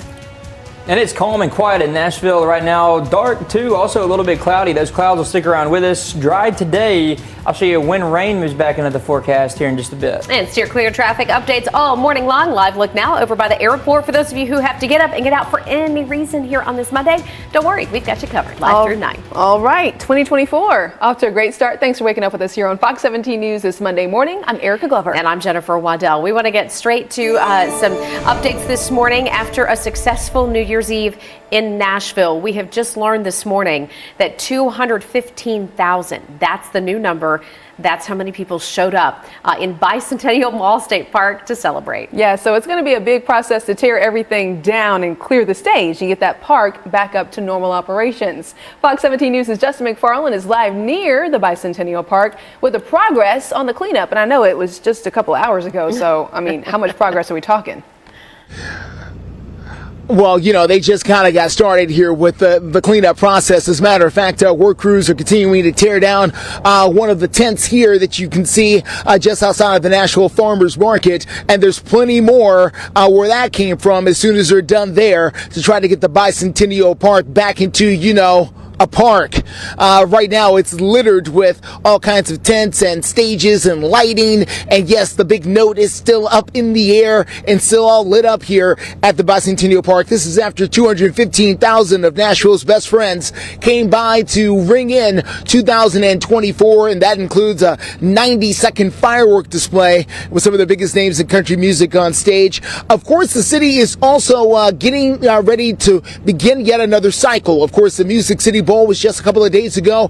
This is the Big Bash coming up again later this year. We'll have the CMA Music Fest is coming back to town, and they'll have their annual event. Of course, the 4th of July celebration will be taking place. So it all begins yet again. Another big cycle of big events coming here to Nashville has already begun. It begins and ends right here with Nashville's Big Bash, and they expect it to be bigger and better next year. One thing I do know about the officials who put this event on over at the Nashville Convention and Visitors Corporation, they say that the events and the planning for next year's Big Bash has already started, even though they just wrapped up this one. It could be days before the park is back up and open again here along Jefferson Street.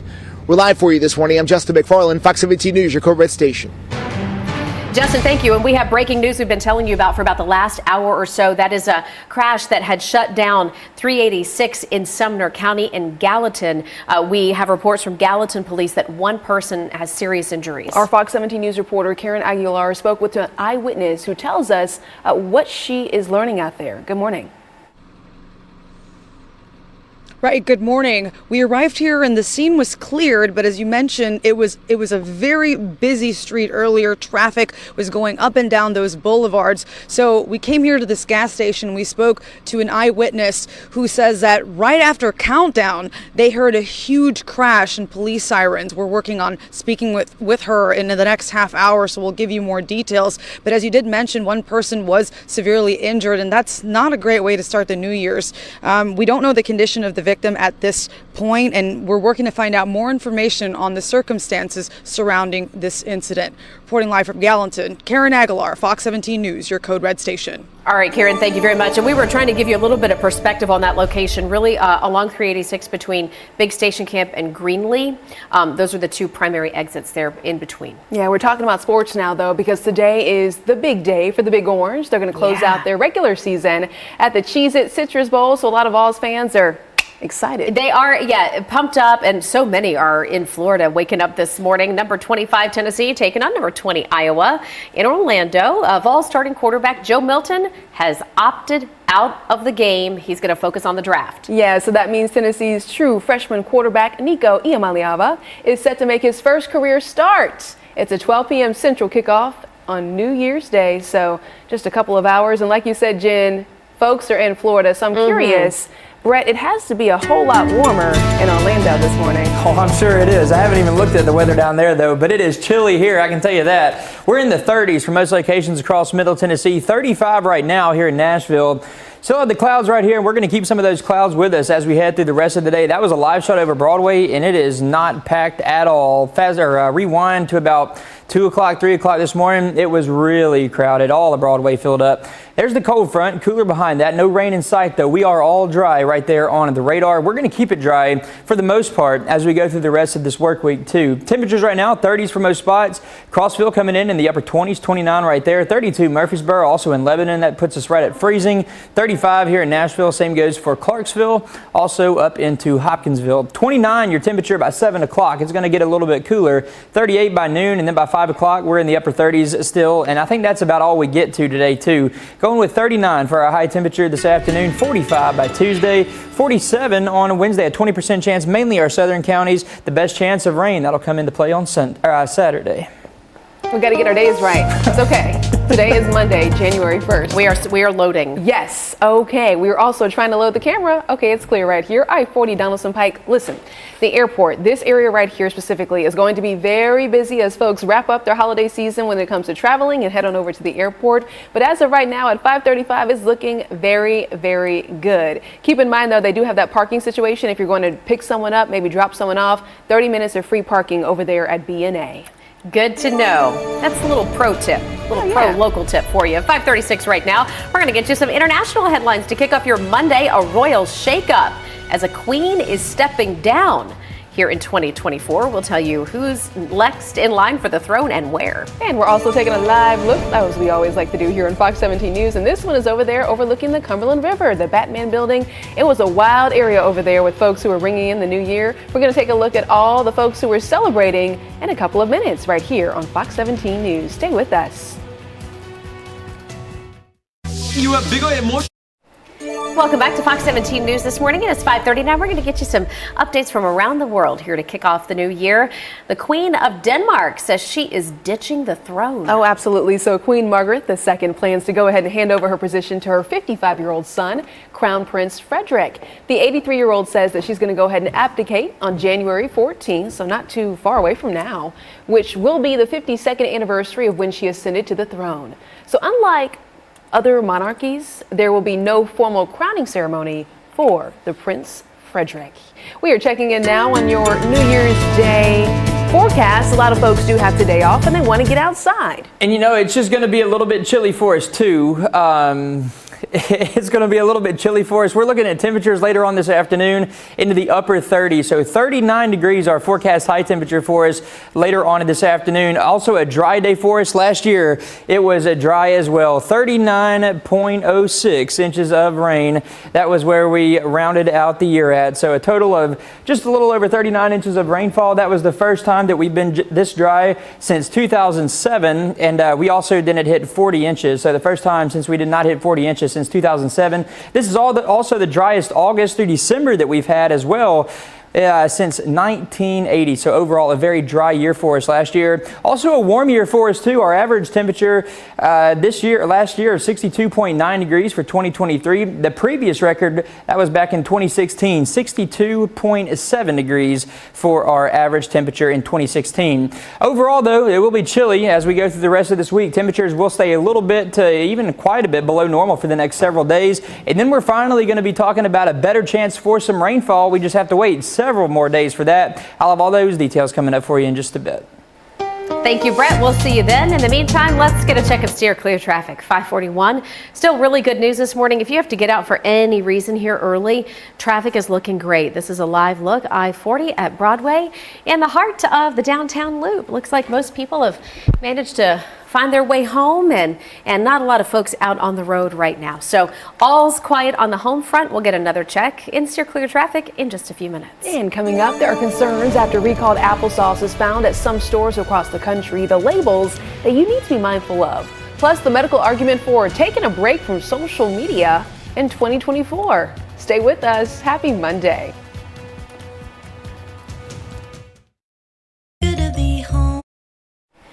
Good morning and welcome back to Fox 17 News this morning, 5:45 right now here on your Monday. The Food and Drug Administration is now warning anybody who buys applesauce pouch products that were involved in a recall in November to still be on the lookout because some of these pouches are still on the shelves. Yeah, it's concerning. The FDA says by December 13th, certain pouches were still available for purchase at several Dollar Tree stores in multiple states. Take a look at your screen because we're showing you the pouches that are in question.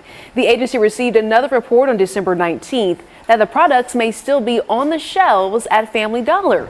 And the pouches were recalled back in November despite being linked to more than 200 lead poisoning cases nationwide, again, still on the shelves in certain places. Yeah, the CDC also investigating the outbreak right now. So we got the FDA and the CDC involved. A total of 251 reports from different health departments across 34 states where folks have reported getting sick. And they've even gone so far as to say, if you have any of these applesauce pouches on your screen and you have perhaps a child or even a senior citizen who eats these, to take them to the doctor and get a blood test to make sure they don't have high levels of lead in their blood. Yeah, be safe for sure. We're also talking about our economy. Inflation seems to be slowing. Unemployment is still low, but millions of Americans are still pretty pessimistic about the economy. Yeah, we're checking in this morning on the economy to start 2024 with Angela Brown. They say that all politics is local, and when it comes to how people feel about the economy, nothing could be more true. Republican Representative Jason Smith from Missouri. People are struggling just to get by. In fact, 80% of Americans have less savings than they did pre-COVID. So it's a struggle. This December Quinnipiac poll found 56% disapprove of the way President Joe Biden is handling the economy. 39% approve. Ted Rossman from Bankrate says the economy is doing better than people think. 80% of Americans recently told Pew Research that the economy is poor or fair. That doesn't jive with a lot of the numbers. GDP growth was a robust 5% last quarter. The unemployment rate is a mere 3.7%. That's one of the lowest in 50 years. The stock market hit a record high this week. The president, for his part, trying to downplay any concerns when asked about the economy for 2024. Sir, what's your outlook on the economy next year? All good. But families on Main Street are still getting pinched. Inflation slowing, but food is still high, increasing 2.9% since last year. Shelter up 6.5%. People are still being weighed down by inflation, though. And I think that cumulative effect is important, where prices are not growing as fast as they were a year ago, but they're still growing. And they're building off a higher base. And interest rates are high. Experts are now saying a soft landing or mild recession is possible for 2024. In Washington, D.C., I'm Angela Brown. Angela, thank you. Right now, some powdered baby formula is cause for concern. It's also being pulled from the shelves, all due to possible contamination issues. Right, so let's get you updated on this recall. The U.S. Food and Drug Administration, that's the FDA, warning of possible bacteria contamination in Reckitt Mead Johnson. That's the maker.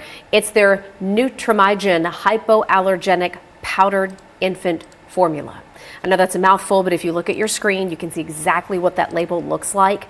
They have voluntarily recalled more than 675,000 cans of this formula. It tested positive for a bacteria that could cause rare but potentially deadly infections in newborns. The FDA says that no illnesses have been reported as of right now, but if you want some more updates, please go to fox17.com. Well, it is the time of year, the first day of a new year, when people like to talk about resolutions or maybe goals, whatever you want to call them. But one that doctors say you should consider is taking a break from social media. All right, I'll consider it or not. Cleveland Clinic psychologist Susan Albers says you don't have to go cold turkey immediately, but research shows that scrolling through social media for more than 30 minutes a day, which I know I do, could increase anxiety, loneliness, and also, she says, depression. So Dr. Albers says taking a break from social media might just encourage people to be more present in their life and improve relationships. She also recommends, turning off notifications, deleting apps, and making the whole family go ahead and take part in order to stick with this resolution. Yeah, some folks would say easier said than done. I guess especially if your job, requires you to be connected to it. That's what makes it difficult for me. I know. And I was telling y'all earlier, up until about 2020, I very rarely use social media, and I liked it like that. Yeah. The whole social media thing's a lot. It's a whole new I'm getting world. used to it, kind of, though. But I do like social media for the scrolling of the recipes, dinner ideas. Great. That's true. Yeah. You like watching like hunting and outdoor videos? Yeah, there is a lot of really fun content on there. Yeah. So it's all good. Take the opportunity to remind you can download the free Fox 17 Hey, there you go. There you go. There. News you can use. That's right. That's exactly right. And it is going to be kind of chilly today. Already off to a chilly start. Chilly to start out 2024 and also dry. We're going to carry over those very dry conditions that we had last year into the start of this year too. Here's your live look over Broadway. Just some cleaning up going on, but overall very calm and quiet on Broadway early this morning. 35 degrees, our current temperature right here in Nashville. We still have the clouds out there. Those clouds are going to stick around with us too as we head through the rest of the day. So here's radar. Here's the cold front that moved through behind that. Chilly for us today. No rain anywhere really too close to us at all, though. We are all dry right now across Middle Tennessee and southern Kentucky. Current temperatures are in the 30s for most locations. 29 in Crossville, still one of the coolest spots on the map. Lower 30s Cookeville, right at freezing. Lebanon, Murfreesboro, McMinnville. 33 in Dickson. We're at 35 this morning up in Clarksville, also into Hopkinsville. As we head through the rest of the day, no rain expected. Wednesday, things change just a little bit. Maybe a few very light showers in our very far southern counties. Most of us, though, stay dry. Wednesday, the next best chance for rain will be late Friday night, and then especially on Saturday. Right now, Saturday is looking like a pretty rainy day, but still good news for us because we do need that rainfall right here in most of Middle Tennessee and even up into southern Kentucky, too. So 39 the high temperature today, 45 on Tuesday, upper 40s Wednesday, and then that good chance for showers arrives on Saturday. All right, Brett, thank you. I'm ready for the 60s. When is that coming? Anyway, 5:51 is the time right now in your Steer Clear traffic update. Do want to show you a live look. This is I-24 over at Omniville Road, and you can see it on your screen. It looks very, very good. We're not tracking any kind of crashes in this area. No slowdowns, folks. A lot of folks have the day off, so enjoy if you do. And we'll continue those traffic updates throughout 9 a.m. And at 5:51 right now, coming up in just a couple of minutes, we're going to show you video from around the world as people welcome in 2024. I know Nashville does it big, but some places do it real big. And a rescue for hikers stuck in a swamp. It's like something out of that show Swamp People. We're going to share more of this video in moments. Good morning.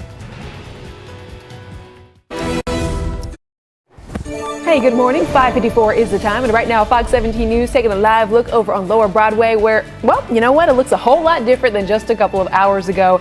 These streets were packed with cab drivers, Uber drivers, and folks just ringing in the new year, but it's a new week here in Music City. We've got a live look at Bridgestone Arena just off in the distance. Pred's got a win Saturday. We've got another home matchup coming against the Blackhawks. So a lot to look forward to here in Nashville as we get into 2024.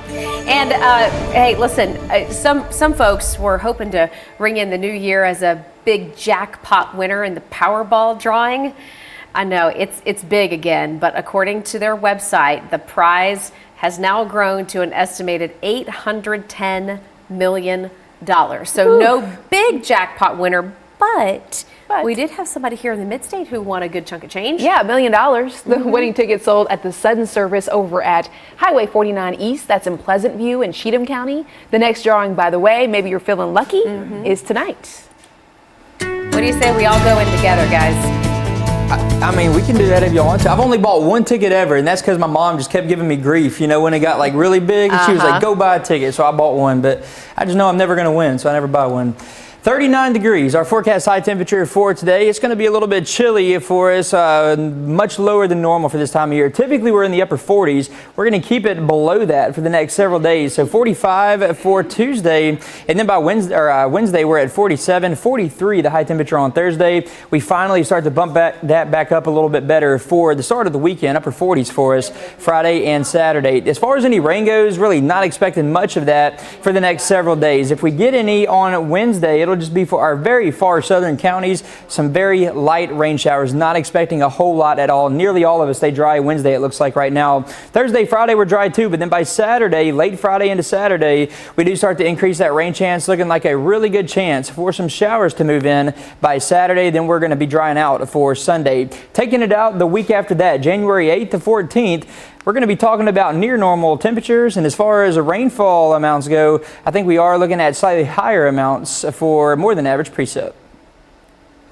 Brett, thank you so much. Now we're going to check in on a steer clear traffic update for you at 5:56. Maybe save you some time if you're heading over to the airport. If you're going to be in this area, this is I-24 over at Harding Place. We do not have any issues, no complaints right now. Just not a lot of folks who are on the highway right now with the holiday, just not being the case. We're going to continue to follow your traffic updates though up until 9 o'clock. No worries. And at 5:57, just want to share with you some video from around the world as folks have now welcomed in the new year.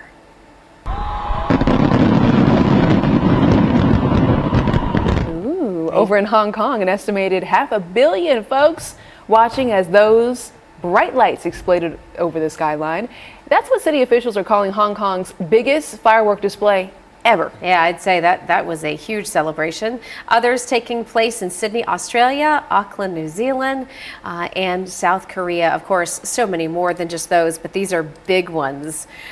We had 100,000 people go to the South Korea party, but more than that, in Nashville. In fact, we've learned this morning, new from the folks who keep tally with the Big Bash here on New Year's Eve, 215,000 people came to Nashville. Plus, our Nashville mayor, Freddie O'Connell, DJ. He was a DJ for some of the festivities last night, and coming up in our 6, 7, and 8 o'clock hours, we'll be sharing that with you. We're also talking about 2 Florida hikers who are just so lucky, to be alive this new year after they got lost in an alligator-infested swamp.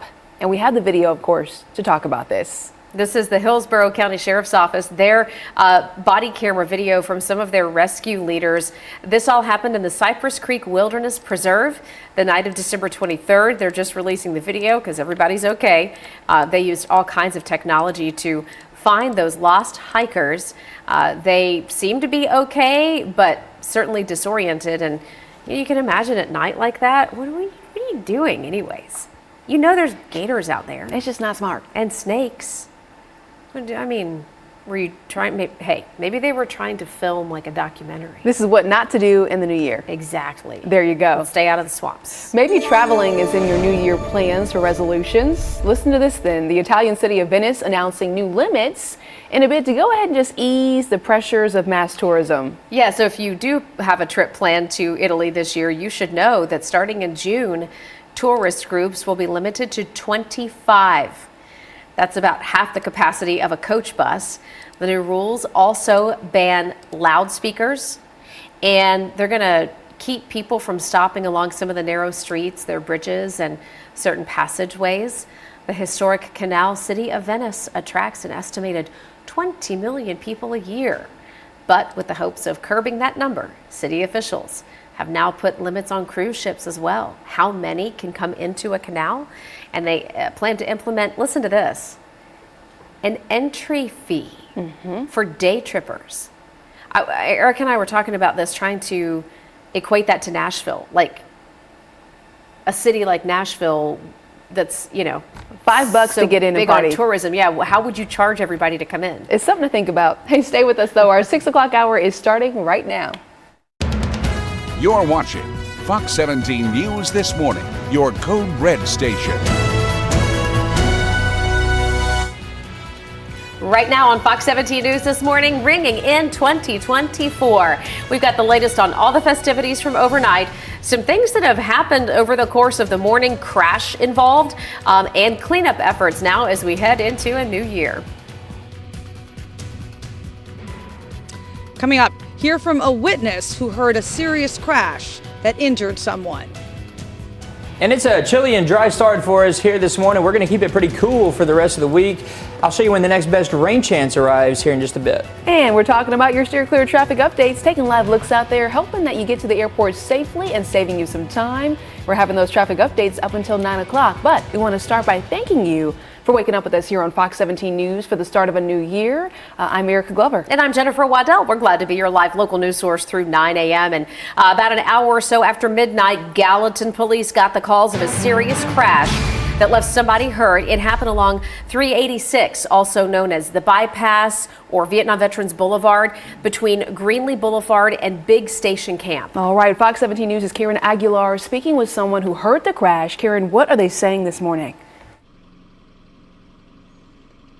Well, they're saying that they were with their family a little after 12. They were ringing in the new year when they heard a loud crash and they heard police sirens. So you can imagine how frightening that could be. And I actually am here at this gas station where I encountered her husband, who tells me that his wife, Brooke Alexander, is still up from last night.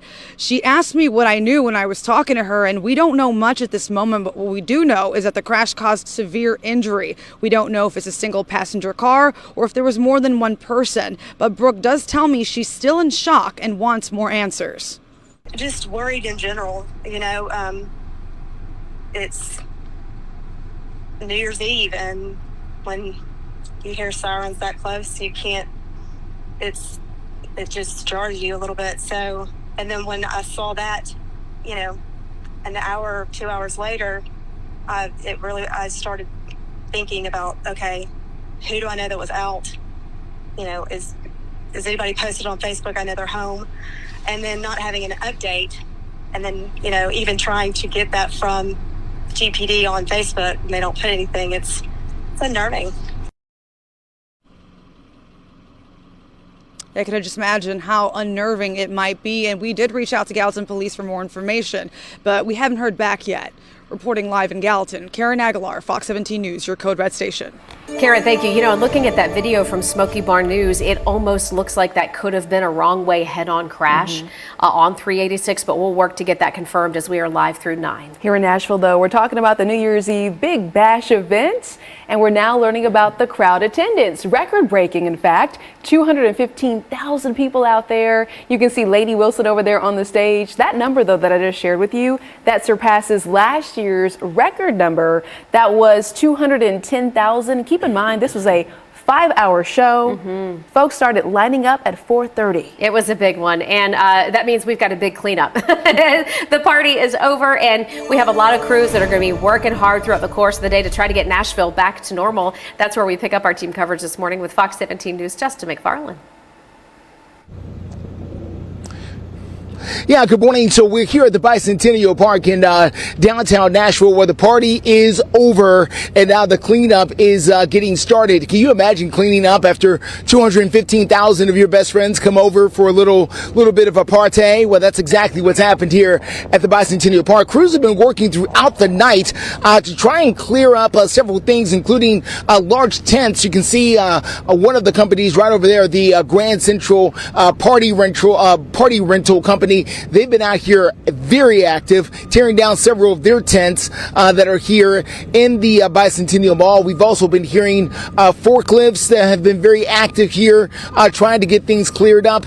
It took a couple of weeks to put this all up. It'll take a couple of days to tear it all down, and that includes all the confetti that is out here as well. Now, according to the folks who are out here in the area, they are telling us that a lot of the confetti down there will continue to just kind of kind of fade away into the ground. So they're not going to pick it up. They say it's biodegradable. So the confetti that fell will just lay there and eventually melt into the ground. And it's good for the environment, they say. But it will be a few days before you can use the Bicentennial Park. By the way, if you've lost something, if you were here last night, you've lost something, you can go over to Bridgestone Arena starting at noon today. That's where they've moved the lost and found for everything they have found here at Nashville's Big Bash. We're live for you this morning. I'm Justin McFarland, Fox 17 News, your Code Red station. Justin, thank you so much. And of course, we always want to hear from you all. We're asking this morning, are you making a New Year's resolution for 2024? Oh, this surprises me. Okay. 75.2% say, no, I'm not. Huh. Yeah, it's one of those things where I can understand where people don't want to commit to something for fear of like not being able to keep it, or maybe it's just not the thing to do anymore. I don't know. I've never been big on making resolutions, and our Code Red meteorologist Brett Luna says the same thing. And Yeah, Erica, you said you make goals, not necessarily resolutions. Correct. Yeah. I need to What stay about you, Brett? focused. I don't have anything this year. I know she was saying she wants to at least run a mile a day. I mean, that may not be a bad thing. I can maybe try that out. Just your joints. Yeah, well, that's true. I'd do it on a treadmill probably. All right, everybody, it is a chilly start here this morning in Middle Tennessee and Southern Kentucky. Here's Broadway. There is nothing happening right now on Broadway. A few hours ago, totally different story. It was packed when I came into work. 35 degrees, our current temperature, mostly cloudy skies. And again, nothing there on Broadway. Been watching that camera for the past several hours. That cold front continues to push to the southeast. Behind that, we are chilly. As far as any rain goes, though, no rain anywhere in sight. Current temperatures are in the low to mid 30s, depending on where you're at least for most spots. 29, the coolest spot in Clarksville. 35 again right here in Nashville. As we head through the next several days, though, cooler than normal temperatures. They're going to remain in the 40s for us. Brett, thank you very much. Let's get a check of steer clear traffic real quick here. We're getting our computer loaded for you, so hang tight just 1 second. There we go. I-40 at Elm Hill Pike. Look how quiet it is here. I-40 at Elm Hill is typically a real congested zone during our weekday morning commute. Not the case this morning, although we do have a few cars out there on the road. But the good news, we continue to be crash-free here in the mid-state, out on our interstates. We have been tracking a couple of crashes that were one in downtown and that one out in Gallatin that we'll be talking more about coming up in just a few minutes. Also ahead in Operation Crime and Justice, a man shot and killed on New Year's Eve over in Clarksville. We're breaking down what police believe could have happened. And the search is on this morning for whoever killed a homeless man in a hit and run. Details on that in moments.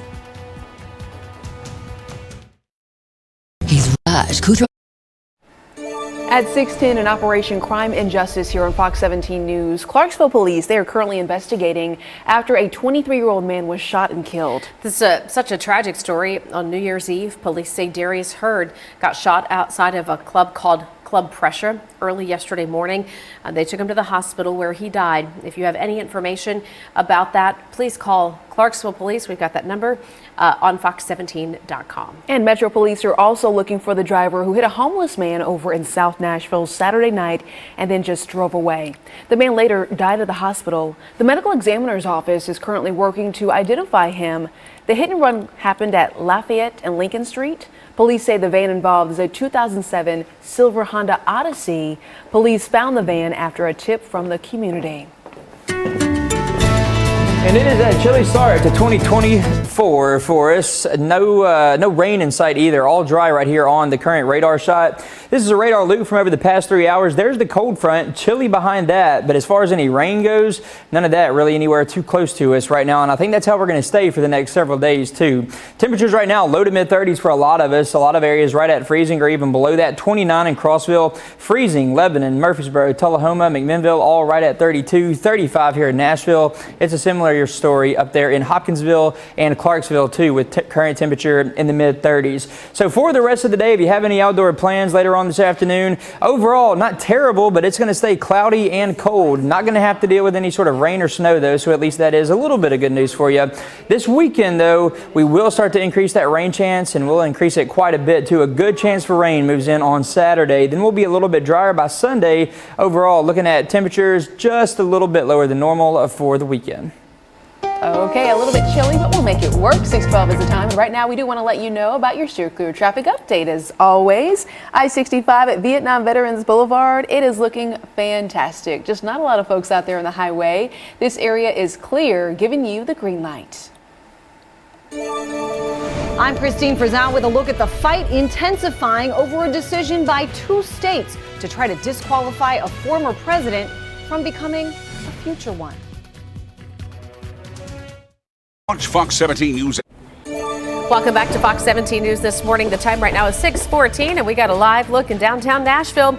Lots happening. In fact, I can see some flashing lights moving off in the distance there. We'll see what that's all about. Otherwise, cleanup mode now from New Year's Eve in Nashville. A highly successful year. Leaders say 215,000 people showed up to ring in the new year. Right now, as we take a look at what is now an election year. It's 2024, so here we are, and we're seeing more pushback already on the decisions to try to disqualify former President Trump from showing up on primary ballots in 2 states. Fox 17 News' Christine Frizzell has the very latest this Monday morning. A new year brings a presidential race like no other, with more reaction pouring in following the second state to decide to disqualify former President Donald Trump from its primary ballot. Maine joining Colorado in citing the 14th Amendment, which bars officials who took an oath to support the Constitution from holding office if they engaged in an insurrection. This is something that I did not choose to do, but that I was obligated to do under Maine law and the Constitution. But the backlash is building, some now calling on her to resign. We're supposed to be a country that values democracy, and let's start acting like it. And then that starts with people like Shenabellos stepping down and not making decisions on behalf of voters. Maine Congressman Jared Golden posting, "I voted to impeach Donald Trump for his role in January 6th. However, until he is actually found guilty of the crime of insurrection, he should be allowed on the ballot." The state of California just releasing its list of certified candidates ahead of ballot printing for the primary there. Donald Trump is on it. Governor Gavin Newsom in a statement writing, "There is no doubt that Donald Trump is a threat to our liberties and even to our democracy. But in California, we defeat candidates at the polls. Everything else is a political distraction." Even Trump's most outspoken GOP rival disagreeing with the decision. It makes him a martyr. You know, he's very good at playing poor me, poor me. Still, others argue the Constitution is clear and more states should follow suit. Donald Trump can strike the pose of the martyr in any given context. I don't think we can run scared from Donald Trump. We've got to enforce our Constitution. And that certainly was the design of the framers, and that's what they would have us do. And that question will almost certainly fall on the U.S. Supreme Court to answer, and to do so in a timely fashion. The official start of the presidential primary season now just 2 weeks away. I'm Christine Frizzell reporting. Christine, thank you. Looking ahead now, Metro Development and Housing Agency, they are warning about traffic changes on 2nd Avenue right here that are scheduled to last a year. It's a lot of time, so we do want to keep you in the know. 2nd Avenue is going to be closed to traffic and parking. That's going to start not today. It's going to start tomorrow. That impacts the block between Commerce Street that I just circled and Broadway. And a small part of Commerce Street will also be closed. That means visitors will still be able to walk on the sidewalks and pedestrian crossings. And good news for business owners, because on that block, the businesses are going to stay open. Again, that's going to be on 2nd Avenue, a very busy area as the rebuilding process continues. We're checking in now with our Code Red meteorologist, Brett Luna. Happy New Year to you, sir. Yeah, Happy New Year to you too, Erica. And it is a chilly start to this new year and a calm start right there on Broadway. A few hours ago, though, Broadway was packed. It cleared out very quickly. 35 our current temperature right here in Nashville. Overall, still pretty cloudy for us too, and we're going to keep those clouds around with us through most of the morning especially, and even on into the afternoon as well. There's the cold front, so colder air behind that, but no rain anywhere close to us. It is all dry for us right now, and we are going to keep it that way for the next several days for most locations too. Current Current temperatures are in the 30s for most spots, 29 in Crossville, 30 in Cookeville. We're right at freezing. Lebanon, Murfreesboro, Tullahoma, on over into McMinnville. 35 the current temperature in Clarksville, also in Hopkinsville.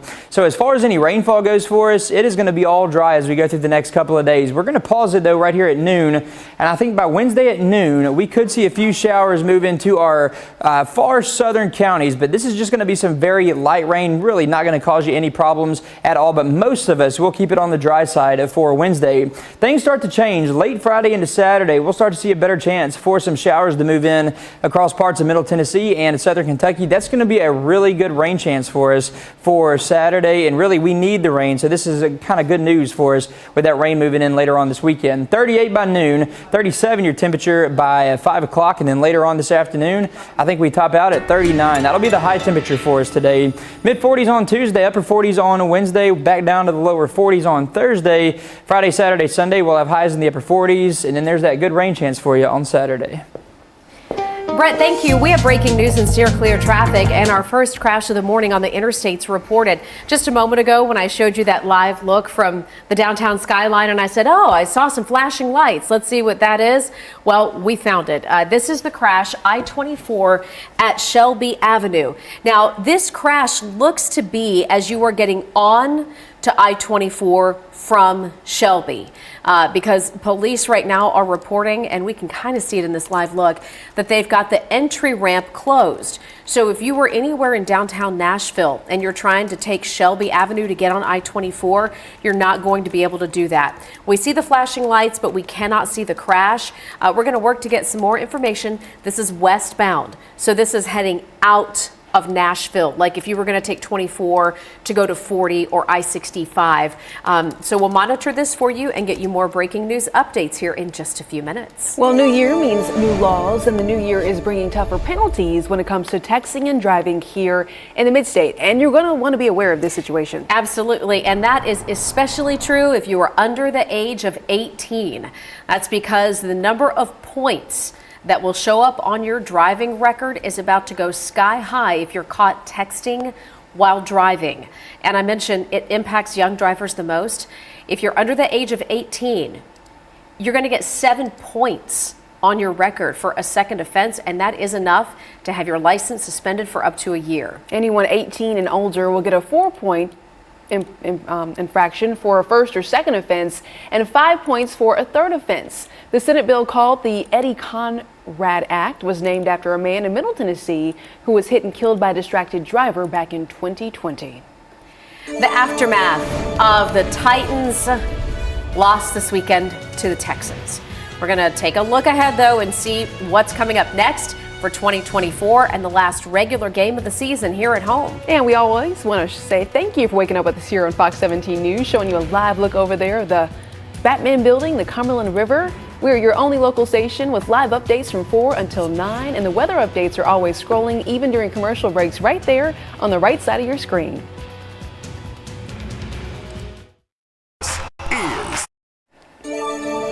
Let's talk Titans. Tennessee Titans looking to close out the year on a high note, but instead they ended in disappointment, unfortunately, as they fell 26-3 to the Houston Texans. So we are going to take a look at the highlights. Might be difficult to do.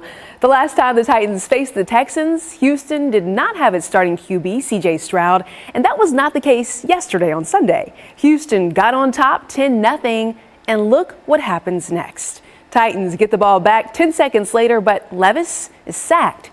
Yeah, the rookie fumbles the ball and Texans get a 17-0 lead. Levis injured his right foot as he was taken down. He would have to be carted off, and veteran QB Ryan Tannehill would take over from there. Okay, Titans were able to get a field goal just before the half, but believe it or not, those would be the only points of the game for Tennessee. Texans embarrass the Titans again with a 26-3 win, but keep our fingers crossed. They are playing again back at home, the Titans are. It's going to be this Sunday. That game, of course, over at Nissan Stadium. We're checking in now. Our Code Red meteorologist Brett Luna stepped out, so I'm going to step in and give you a closer look at the weekend outlook for the first full weekend of the new year. You're going to see on Saturday we have an 80% chance of rain showers. I was talking with Brett. He let me know the timeline is thinking Friday night, late Friday night, and then on and off on Saturday is going to be the bulk of the rain. Sunday is looking to be a little more drier, near normal temps for this time of the year. He'll have your full weekday forecast coming up in a couple of minutes. When it comes to your steer clear traffic updates, though, we are also following this situation for you on your screen. This is I-24. It is a single vehicle crash. It is on Shelby Avenue. If you're planning on heading out that way, just give yourself a little bit of extra time. So this is going to be the entrance to I-24 from Shelby. Think westbound heading out of Nashville. Again, a single vehicle crash in this area. We'll continue following this situation, though, and give you some updates throughout this newscast.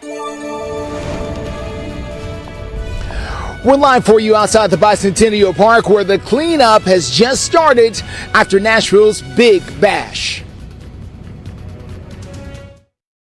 Half off Christmas clearance. You're watching Fox 17 News This Morning, your Code Red station. Good morning. Now on Fox 17 News this Monday, the Vols playing their big bowl game down in Orlando. What's different, though, as Tennessee squares up against the Hawkeyes? Brett. Erica, we're off to a cloudy and cool start this morning. The good thing, though, no rain that we're going to have to deal with today. Rain is in the forecast, though. I'll let you know when that arrives here in just a bit. And we're tracking breaking news and steer clear traffic this morning. An impact along I-24 near Nissan Stadium. We'll get you those detours and details here in just a moment. Gosh, Happy New Year. I cannot believe we're kicking off 2024 today. I know. It happened so fast. Yeah. Happy to be with y'all, though. I'm Erica Glover. And I'm Jennifer Waddell. Let's get straight to other breaking news that we've been following this morning. And that was a crash that shut down 386. That's the bypass in Sumner County earlier this morning. We're getting new pictures and hearing from witnesses. Yeah, Fox 17 News' Karen Aguilar is joining us live out there. So, Karen, what are you hearing from that witness out there? Well, the witness I spoke with earlier, she says that she actually heard a crash and all of this happened, but I'm going to show you exactly where it happened. The scene is no longer active here, meaning that you don't see police cars, you don't see any ambulance. Gallatin police tell us that one person was hurt, but we are here on Highway 386, and police say it happened between Greenlee Boulevard and Big Station Camp here. We also know that it happened a little after midnight, so about 12:52, almost around 1 a.m. this morning. And today is New Year's Day. Unfortunately, as one woman I spoke with, her name is Brooke Alexander, she says that she had to deal with ringing in the new year by hearing a loud crash and police sirens, worried and frightened as to what would happen. So you're going to just hear it from her mouth. I was just sitting, in the house with my boys, my husband, and I heard sirens going off, and I looked down, and it was about 2 minutes till midnight. After midnight, Gallatin police put out an alert that announced this entire road was closed. But as you can see, it is clear, and we don't know exactly if it was a single passenger that was driving the car, that the car, where the crash was involved in, if it was multiple people in. There are a lot of questions that we've asked the Gallatin police that we don't know yet, but we'll keep you updated as soon as we find out more details. Reporting live in Gallatin, Karen Aguilar, Fox 17 News, your Code Red station. Karen, thank you. Well, after another successful music note drop here in Music City, the process is now down to tear everything down, clear the stage, and get that park back up and running. Right. So let's see how those efforts are going right now with Fox 17 News' Justin McFarland joining us live over near Bicentennial Mall State Park.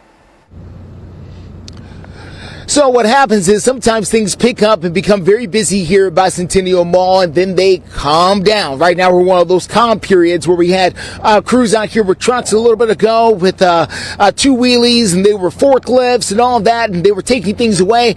Well, now things have really gone quiet here, but they will not remain this way for much longer. Pretty soon crews will have to come out to tear all the lights down, tear all the tents down, tear all the stages down after 215,000 of Nashville's best friends came over to ring in the new year, and they had quite the shindig here at the Bicentennial Mall. Now they're telling us it could be days before the park is back to its normal self, where you can come over here and walk your dog and do yoga or whatever else that you like to do here at Bicentennial Park. But they do say they plan to be back again next year for a even bigger show. But if you're planning to come use the park in the near future, don't. At least wait until the end of the week before they can finally get all of this torn down. It will take several days, though. They do believe that everyone had a great time, though, with that record attendance. We're live for you this morning. I'm Justin McFarland, Fox 17 News, your Code Red station. And Broadway was packed too with some of those crowds, and now though it is all quiet. This is a live look over Broadway. Can't really even see anything going on. No vehicles out there at 6:33 this morning. A few hours ago, a totally different story. 35 degrees right now here in Nashville. Still cloudy. We're going to keep those clouds around with us as we head through the rest of the morning too. Later on this afternoon, we could see a few breaks in those. Here's the cold front. Behind that, we have been left with the cooler air. Today is going to be a little bit of a chilly day for us. No rain really anywhere too close to us, though. Temperatures right now in the 30s for most locations. Temperatures right at freezing. Lebanon, Murfreesboro, Tullahoma, McMinnville, all still at freezing. 29 the current temperature over in Crossville, coming in as one of the coolest spots early this morning. Temperatures right now are by 9 o'clock in the mid-30s. We're not going to warm up a whole lot better than that, though. 38 your temperature by noon, and then by 5 o'clock, we're going to have those temperatures in the upper 30s. As we head through the next several days, temperatures are going to go up a little bit from today, but they're still going to stay a little bit below normal for this time of year. I think we'll have highs in the mid to upper 40s for Tuesday and Wednesday. We drop back down again briefly on Thursday to the lower 40s. Then we're back to the upper 40s Friday, Saturday, and Sunday. The next good chance for rain, that'll come into play late Friday night and off and on throughout the day on Saturday. Brett, thank you. Steer clear traffic time right now. We've got this crash that's at I-24 at Shelby Avenue, where you are trying to get off Shelby and get onto I-24. This is the westbound lanes. We've got police and TDOT here, lots of flashing lights. Very hard to see the crash. TDOT reporting it's just one car involved, though, so that's the good news. We've got something else that's just popped up in steer clear traffic as well. This is I-65 at Trinity Lane. Now, it looks to be a car that's just abandoned off to the right shoulder, so not a crash per se, and no first responders here, but just something worth noting. If you're getting out this morning and you're coming into Nashville from north of town, you would need to move over for this car and then make sure you move over as you approach Shelby as well. Let's talk about sports, okay? Today is the big day for the Big Orange. They're going to close out their 2023 season with the Cheez-It Citrus Bowl. A lot of folks are already in Florida from the Mid-State. They are. I've been seeing a lot of their pictures on social media. So GBO, number 25 Tennessee, taking on Iowa in Florida. Down in Orlando should be a good matchup. Vol starting quarterback Joe Milton opting out of the games we first reported last week. He said he wants to focus on the draft. And that means that Tennessee's true freshman quarterback, Nico Iamaleava, is set to make his first career start. That's a noon kickoff here on New Year's Day. All right, go Vols. Hey, coming up in international headlines, Russia is calling an international meeting over airstrikes. The mixed response as the war in Ukraine continues. And Denmark is getting a royal shakeup, so to speak.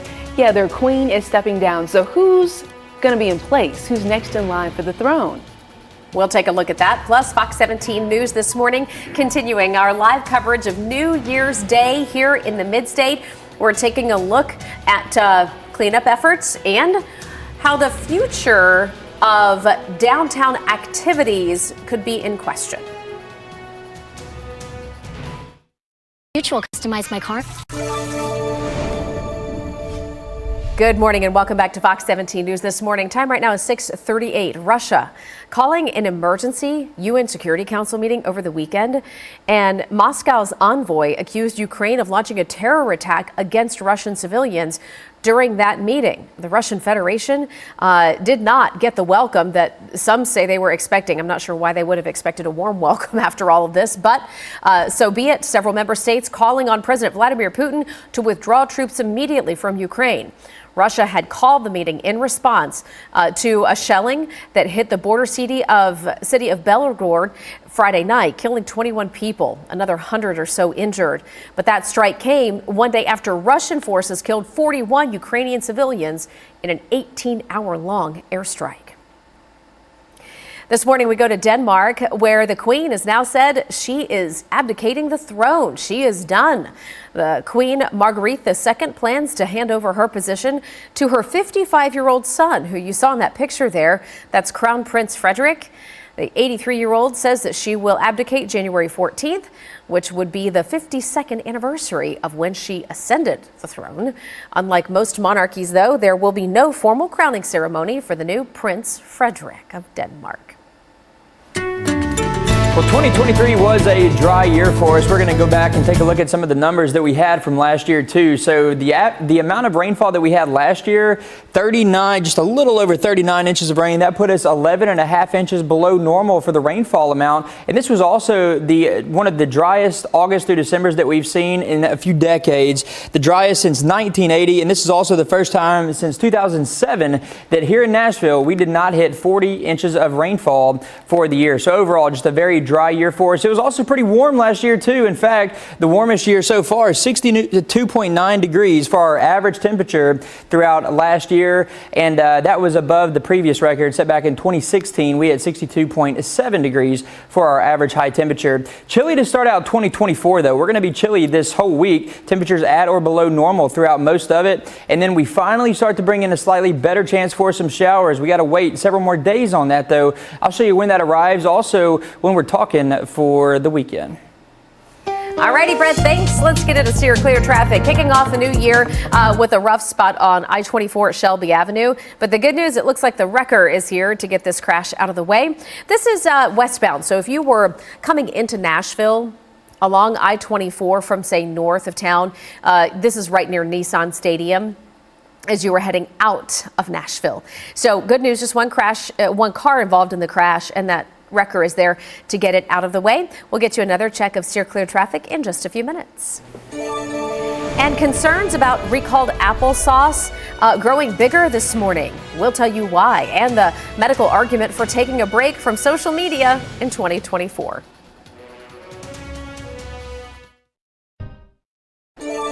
Good morning and welcome back to Fox 17 News this morning. Happy Monday to you. Happy New Year. We are kicking off the new year with a warning from the FDA. So heads up if you've got applesauce pouches in your house. This is all connected to the same recall from back in November. And the concern now here in the new year is that this stuff is still on the shelves. Yeah, the FDA says by December 13th, certain pouches were still available for purchase at several Dollar Tree stores in multiple states. The agency receiving another report on December 19th that the products may still be on the shelves at the Family Dollar. Now, the pouches that we're showing you right here on your screen were recalled back in November, despite being linked to over 200 lead poisoning cases nationwide. Jen, you mentioned earlier that folks were advised to go ahead and maybe go to the doctor, get tested for lead poisoning. Absolutely. So if you, your children, even grandparents in your home who might eat these as snacks have been sick lately, you know, again, experts warning it may be worth taking them to the doctor just to get a blood test because lead poisoning certainly of high concern. 251 reports so far from health departments across 34 states. That is serious. And hey, we are now taking a look at our economy. We're talking about how inflation seems to be slowing down, unemployment still low, but there are plenty of Americans who are still feeling not quite positive about our economy. Yeah, still feeling unsettled. We've got the National Desk's Angela Brown breaking down some new results this morning. They say that all politics is local, and when it comes to how people feel about the economy, nothing could be more true. Republican Representative Jason Smith from Missouri. People are struggling just to get by. In fact, 80% of Americans have less savings than they did pre-COVID. So it's a struggle. This December Quinnipiac poll found 56% disapprove of the way President Joe Biden is handling the economy. 39% approve. Ted Rossman from Bankrate says the economy is doing better than people think. 80% of Americans recently told Pew Research that the economy is poor or fair. That doesn't jive with a lot of the numbers. GDP growth was a robust 5% last quarter. The unemployment rate is a mere 3.7%. That's one of the lowest in 50 years. The stock market hit a record high this week. The president, for his part, trying to downplay any concerns when asked about the economy for 2024. Sir, what's your outlook on the economy next year? All good. But families on Main Street are still getting pinched. Inflation slowing, but food is still high, increasing 2.9% since last year. Shelter up 6.5%. People are still being weighed down by inflation, though. And I think that cumulative effect is important, where prices are not growing as fast as they were a year ago, but they're still growing and they're building off a higher base. And Interest rates are high. Experts are now saying a soft landing or mild recession is possible for 2024. In Washington, D.C., I'm Angela Brown.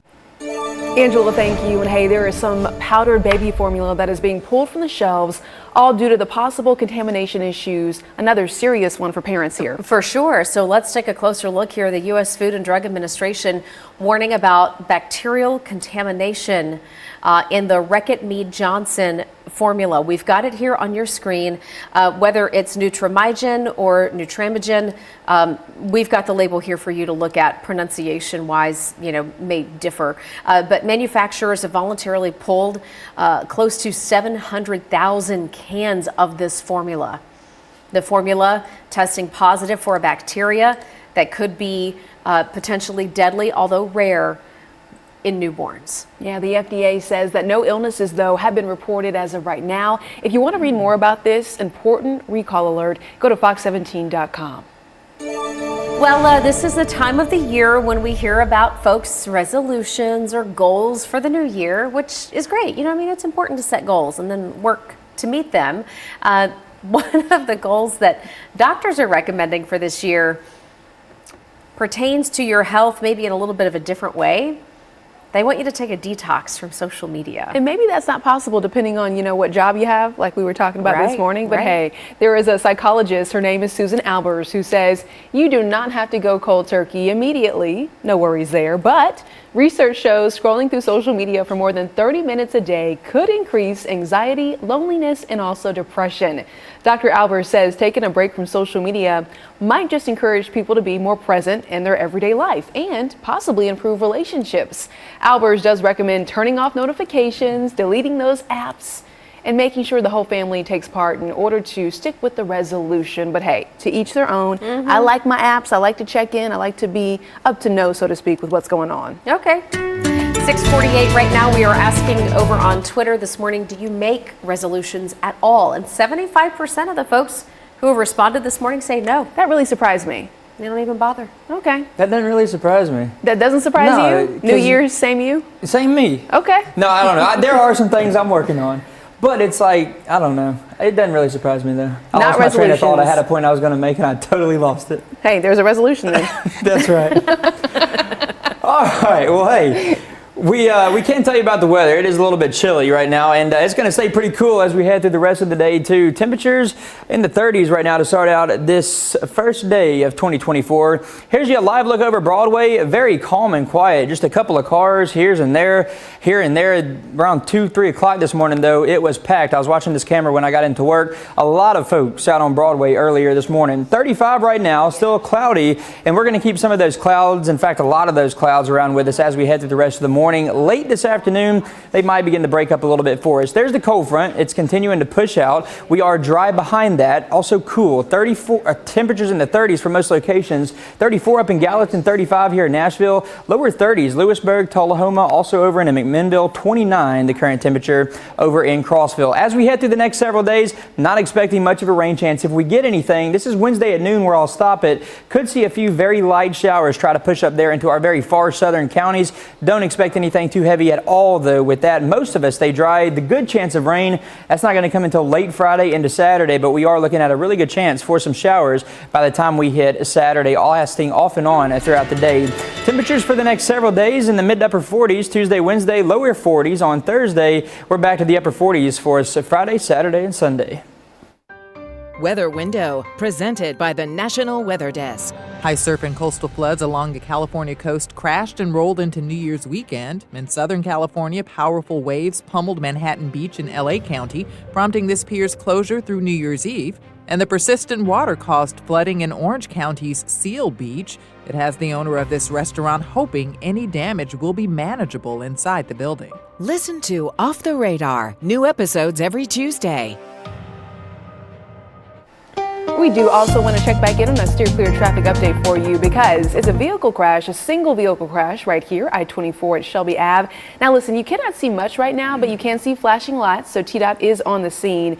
If you're thinking about, hey, where exactly is this? Think the entrance to I-24 from Shelby. This is westbound heading out of Nashville, so if you are heading I-24 Shelby Ave, single vehicle crash, giving you a bit of a slowdown. Just give yourself a little bit of extra time. We're going to continue sharing those traffic updates, though, with you right here on Fox 17 News up until 9 o'clock.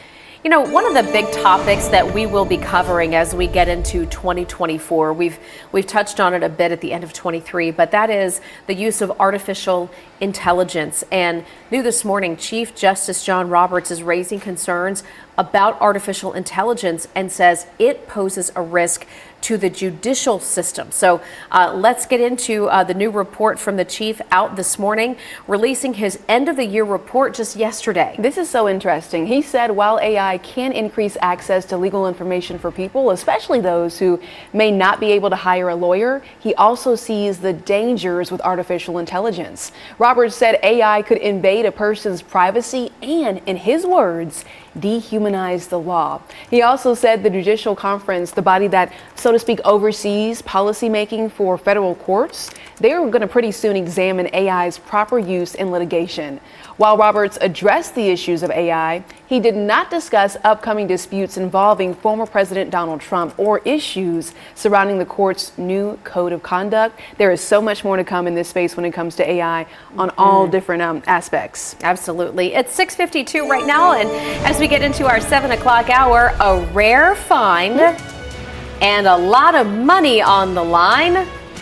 We'll have the story behind that dog okay. in minutes. That one right there. Oh, I need this story. Year, a new at 6:55 right now, Fox 17 News showing you a live look of the first sunrise of 2024. Maybe you're still sleeping. Maybe you're saying, I need some more rest. Maybe you have the day off. Enjoy the day off and then wake up with us here on Fox 17 News. Yeah, we've got you covered live through 9 and glad to be your only live local news source during those hours. Now we're going to talk about a chance find at a flea market that could make a deal hunter. I can't believe this. It never happens to me, but good luck. Tens of thousands of dollars at auction. You know, a week or two ago, we had the lady that found the rare Italian glass vase. For $102,000 she made off with. Yeah, now we're showing you a stuffed dog. This is known as begging bonzo.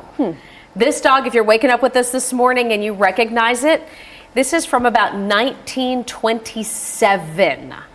Well, it just went up for auction at EJ's Auction and Appraisal, which is based out in Arizona.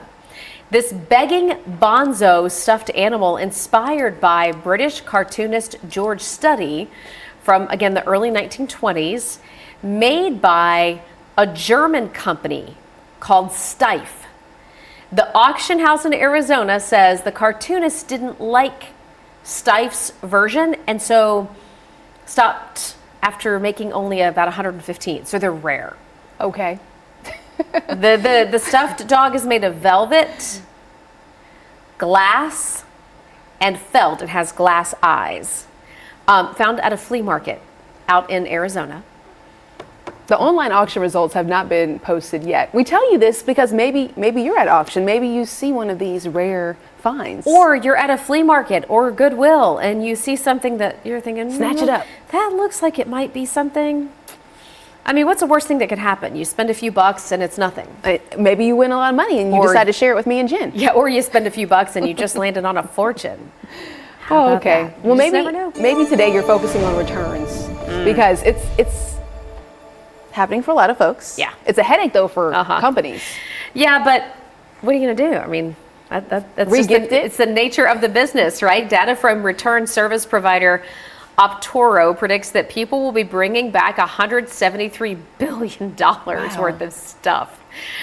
Workers typically have to, of course, check whatever you're returning just to make sure you haven't already worn it out and sweat in it or whatever.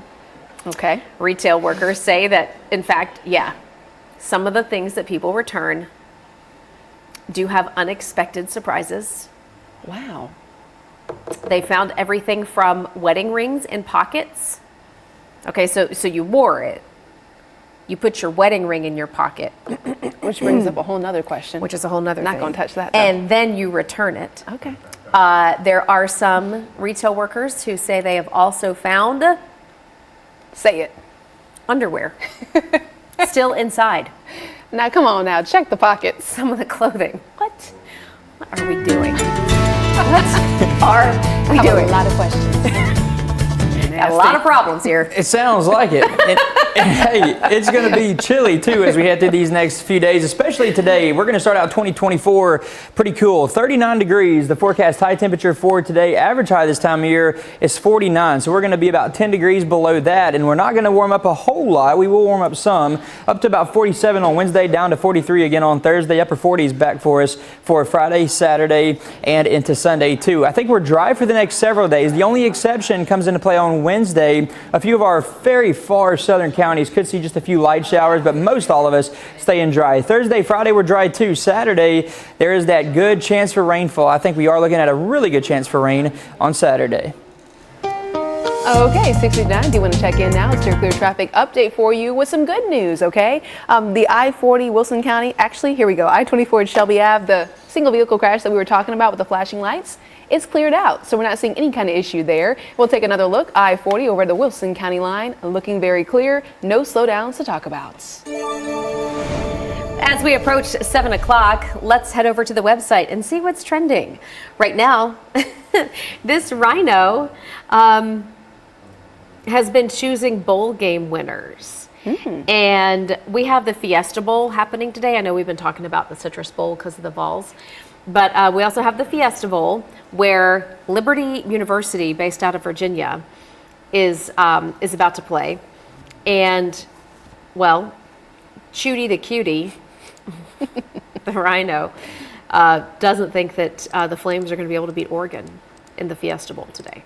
So if you want to read more about that, it's trending right now over at fox17.com.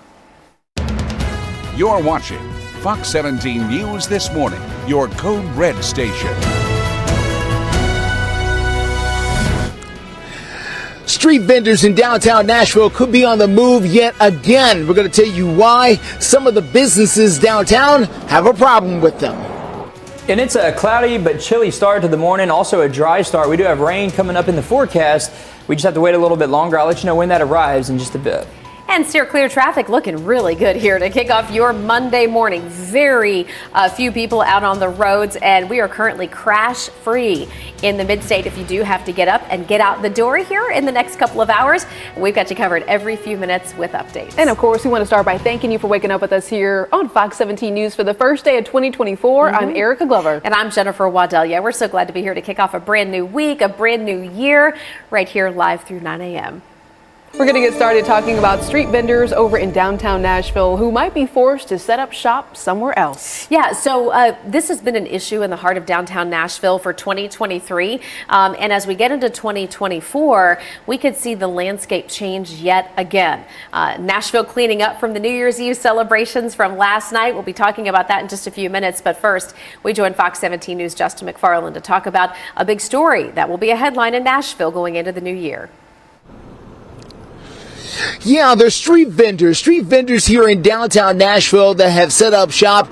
Before it was on Lower Broadway, but the city passed a brand new ordinance that moved them further out. So instead of on Broadway, now they've moved over to places like this on Representative John Lewis Way and Korean Vets Boulevard, right in front of the AC Hotel. You can see one of those vendors set up there on the sidewalk. Sometimes they say hot dog vendors come along and set up a lot closer to the entrance of the hotel and the restaurant. Now, the leaders of the nearby business here, the AC Hotel in particular, they say that the clientele that the business, the street vendors draw bothers them at times.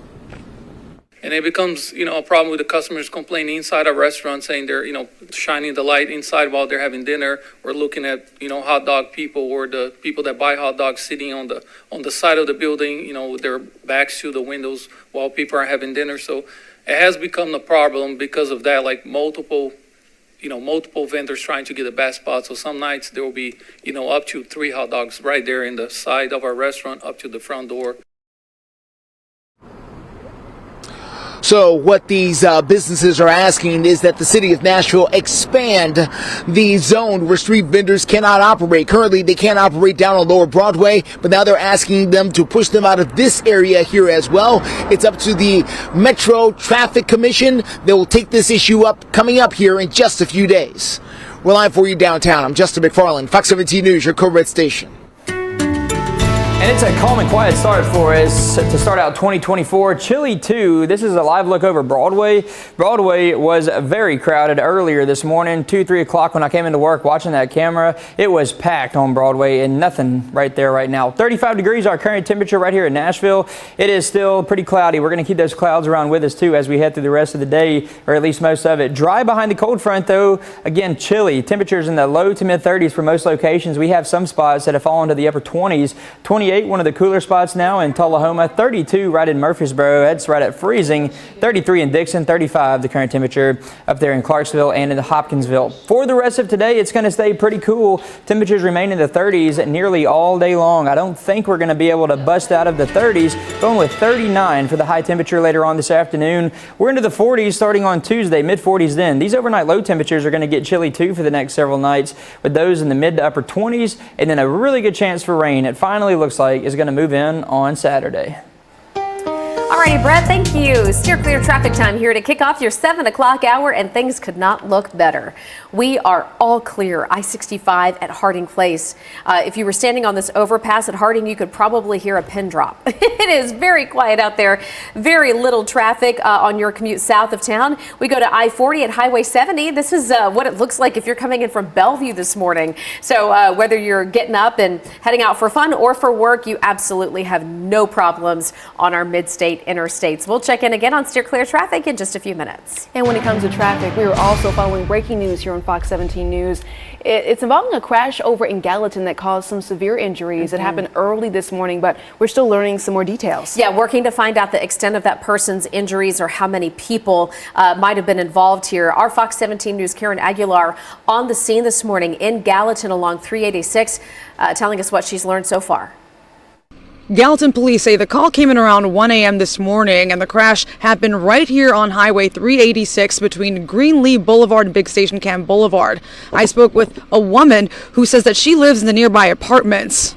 She's a mother who was ringing in the new year with her family. Brooke Alexander says she was celebrating when she heard a crash and sirens. Not quite sure what happened. She asked me what I knew, and we don't know much at this moment, but what we do know is the crash caused severe injury.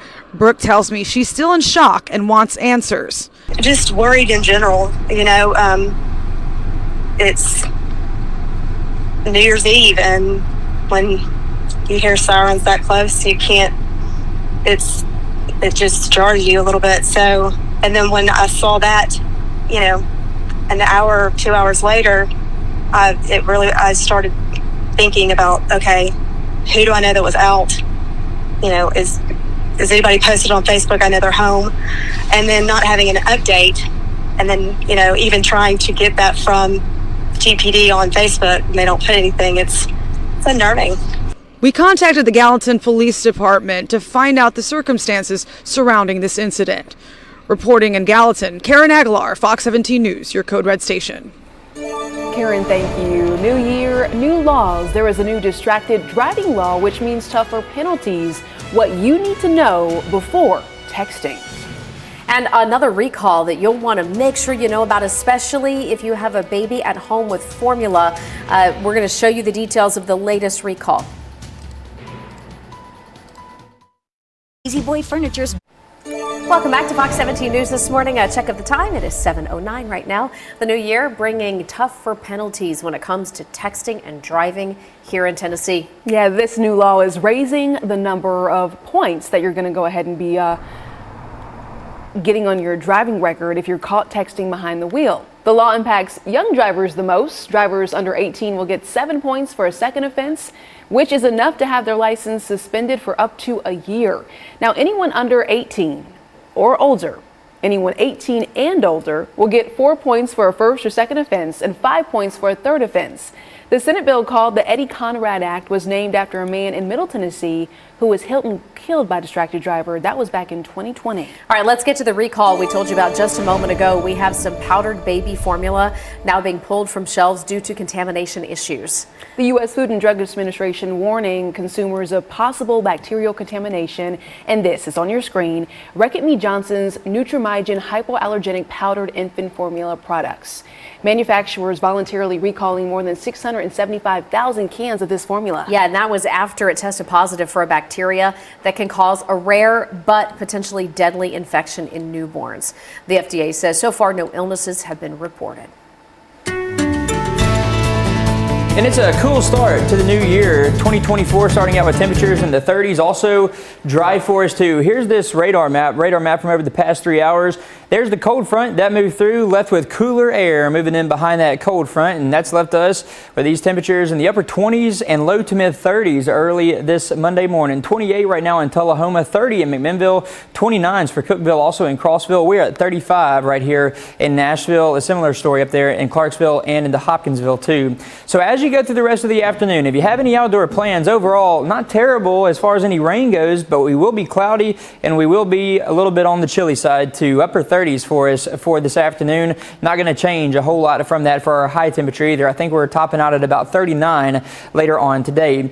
As we head on into the weekend, we start to see a little bit of a pattern change. At least we're now looking at some likely rain showers, so that is good news. We still need that rain here in Middle Tennessee, even up in the parts of southern Kentucky too. We may see a few showers on Wednesday, but just for our very far southern counties. Saturday will be the next best chance for any rain. They were drier by Sunday, and then for your temperatures, those are going to be maybe just a couple of degrees below normal.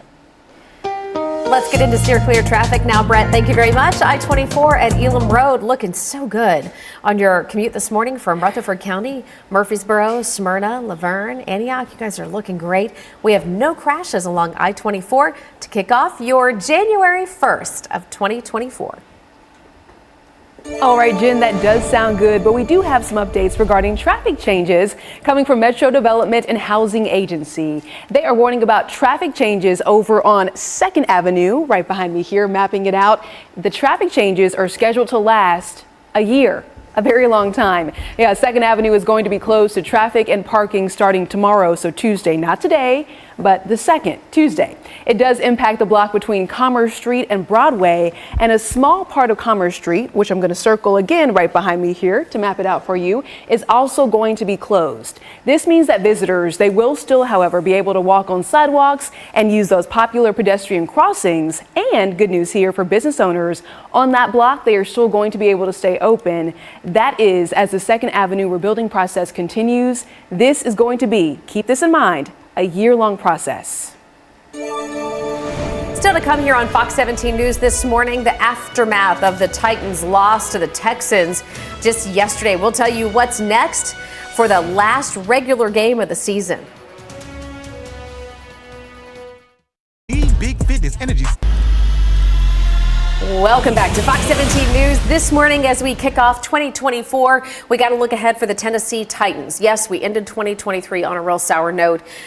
We lost to the Texans again, so 0-2 on the season against the Houston team. But now we got to look forward to the last regular season game of the year. That final in Houston yesterday, 26-3. Yeah, we're taking a look at the highlights right here on your screen. Keep in mind the last time the Titans faced the Texans, Houston did not have his starting QB, C.J. Stroud. That was not the case today, though. Stroud looking good early, finding wide receiver Brevin Jordan for 12-yard touchdown pass.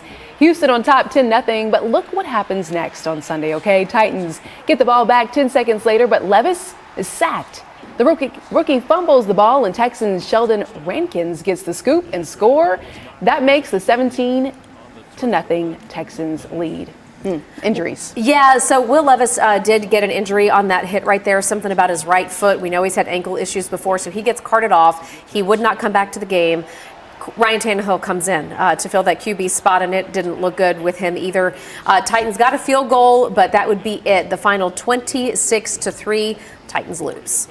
It's just not complimentary enough. The penalty, we get a stop and then a penalty, give them the ball back. So it's hard to play any game when you're not complimenting each other and there's just mistakes.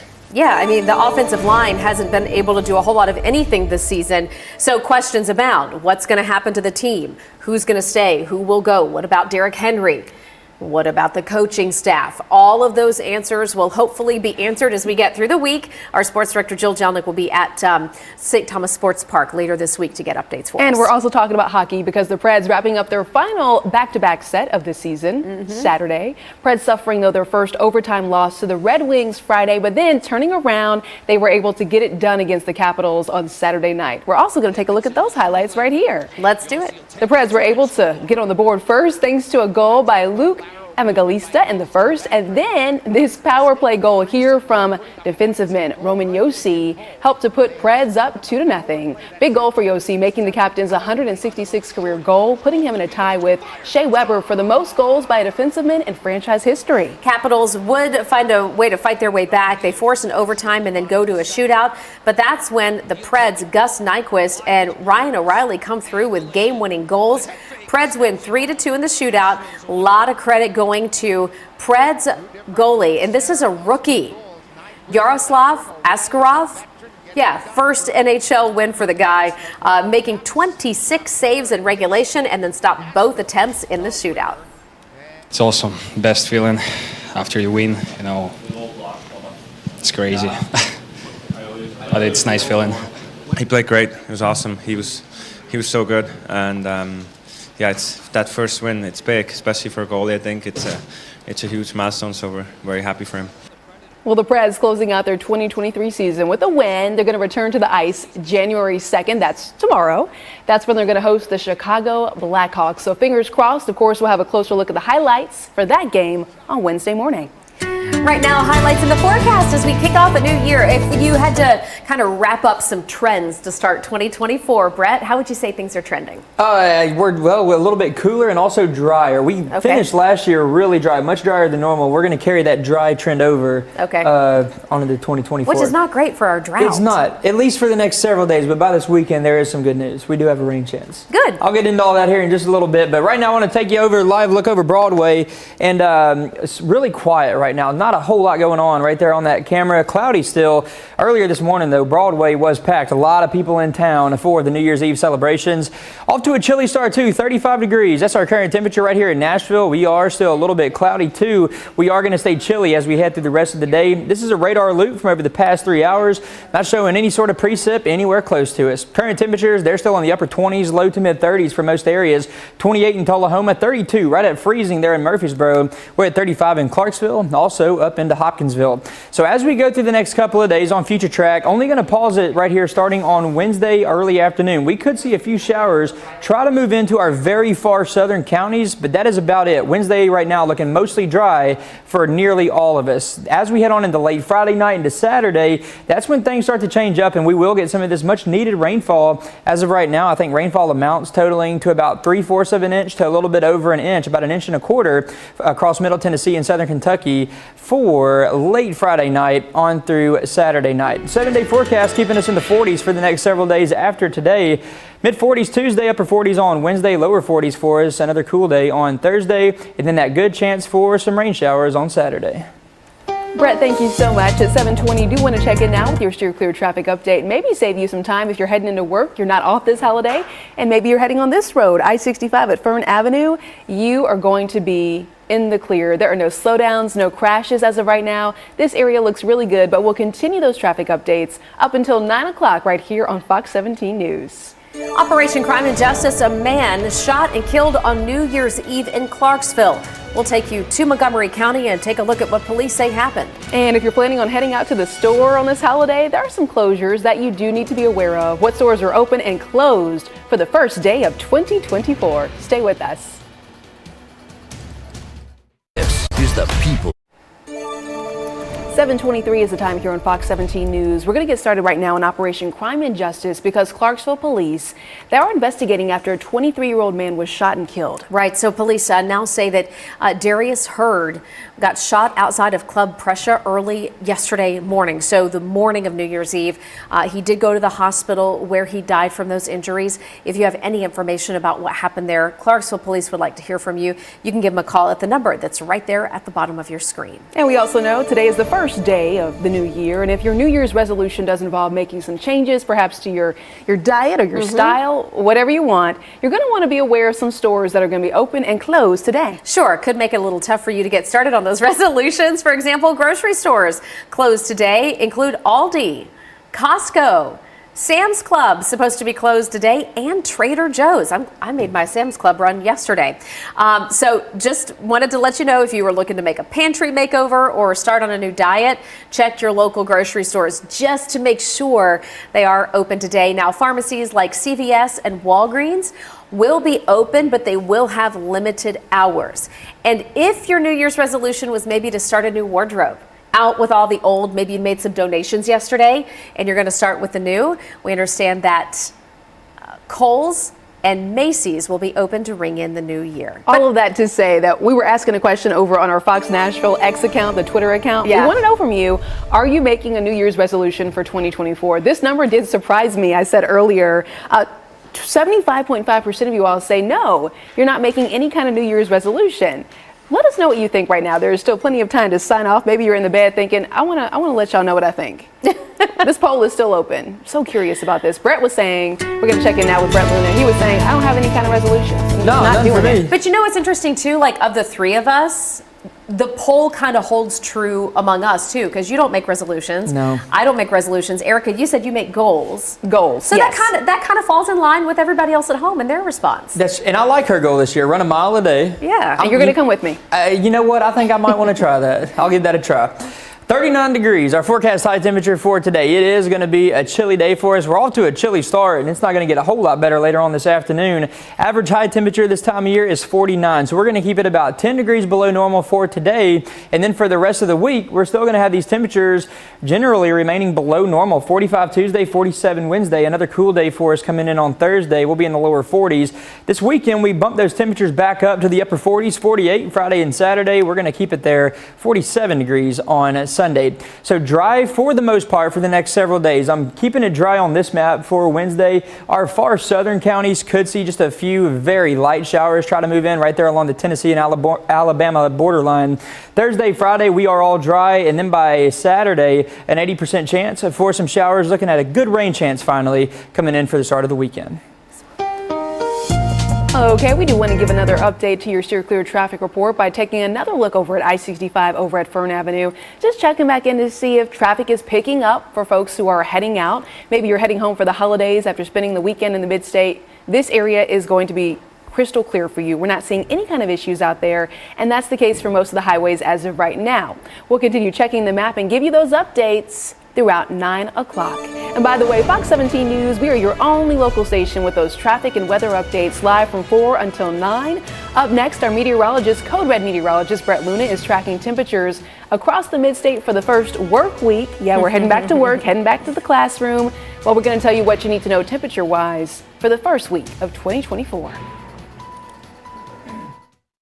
Your dress. You're watching Fox 17 News This Morning, your Code Red station.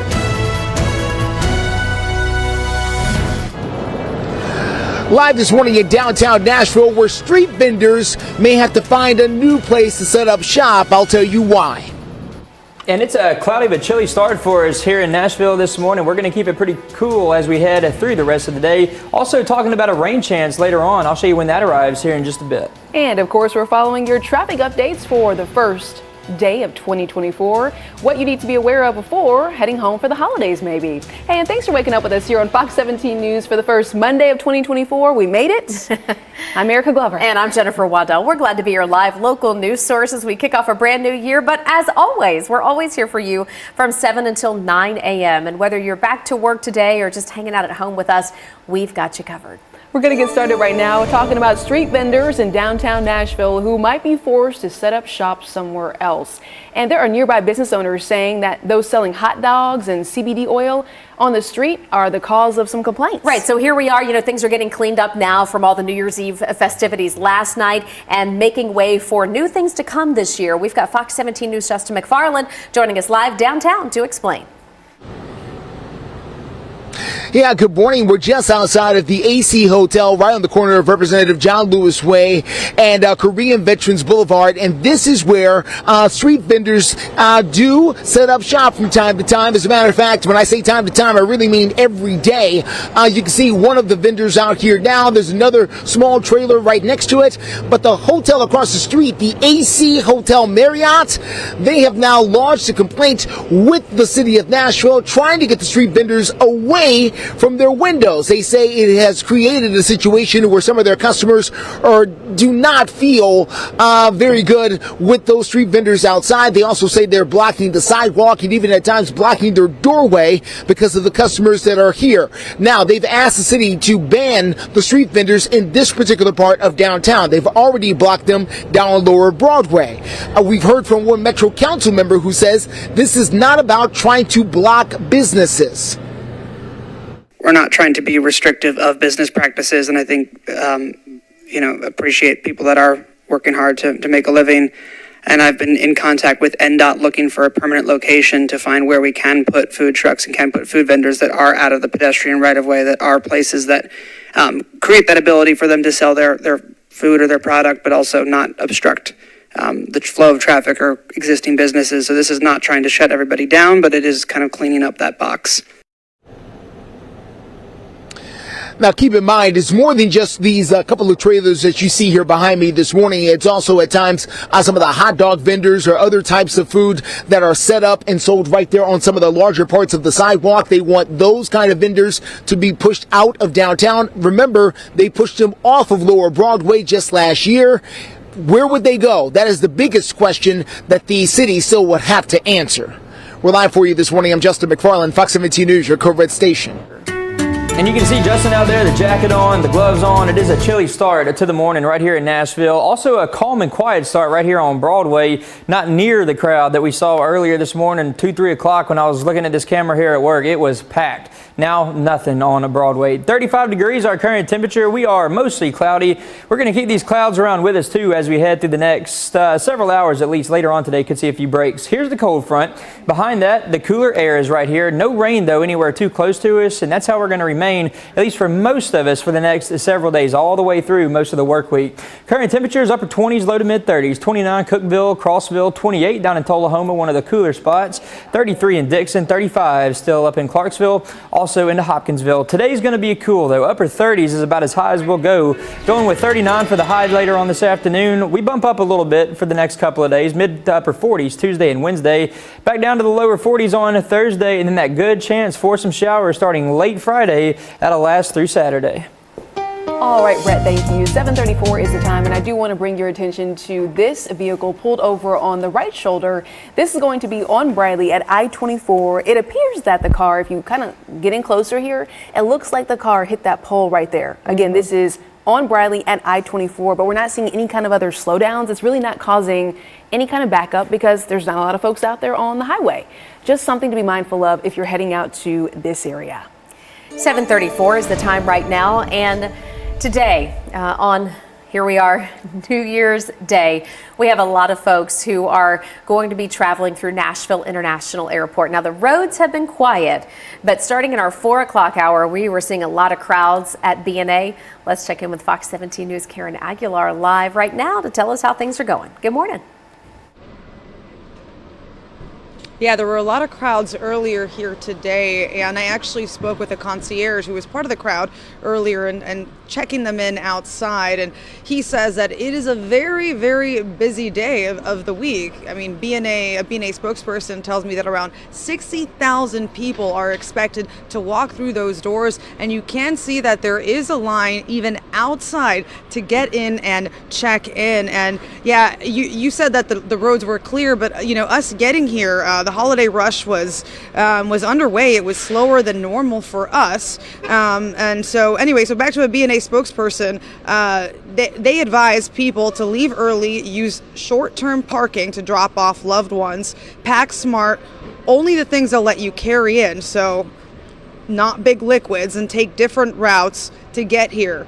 Jonathan Reed, the B&A concierge that I mentioned, says that although it's busy, it's not as bad as it has been in the past. Well, I just came in here and it's not anything crazy right now, but It should be a lot of volume today. But compared to last year, it's not as lined up. Just because it's not as bad as it was last year, as he mentions, there are still 60,000 people around that number that are expected to walk through those doors, as I've said. So it's always good to prepare. We'll have more coming up for you in the next half hour. Reporting live from Nashville International Airport, Karen Aguilar, Fox 17 News, your Code Red station. Karen, thank you. That 30-minute lot is a game changer. Coming up, though, concerns after recalled applesauce is found at some stores across the country. What you need to know, okay, parents? This is important. Kyle just.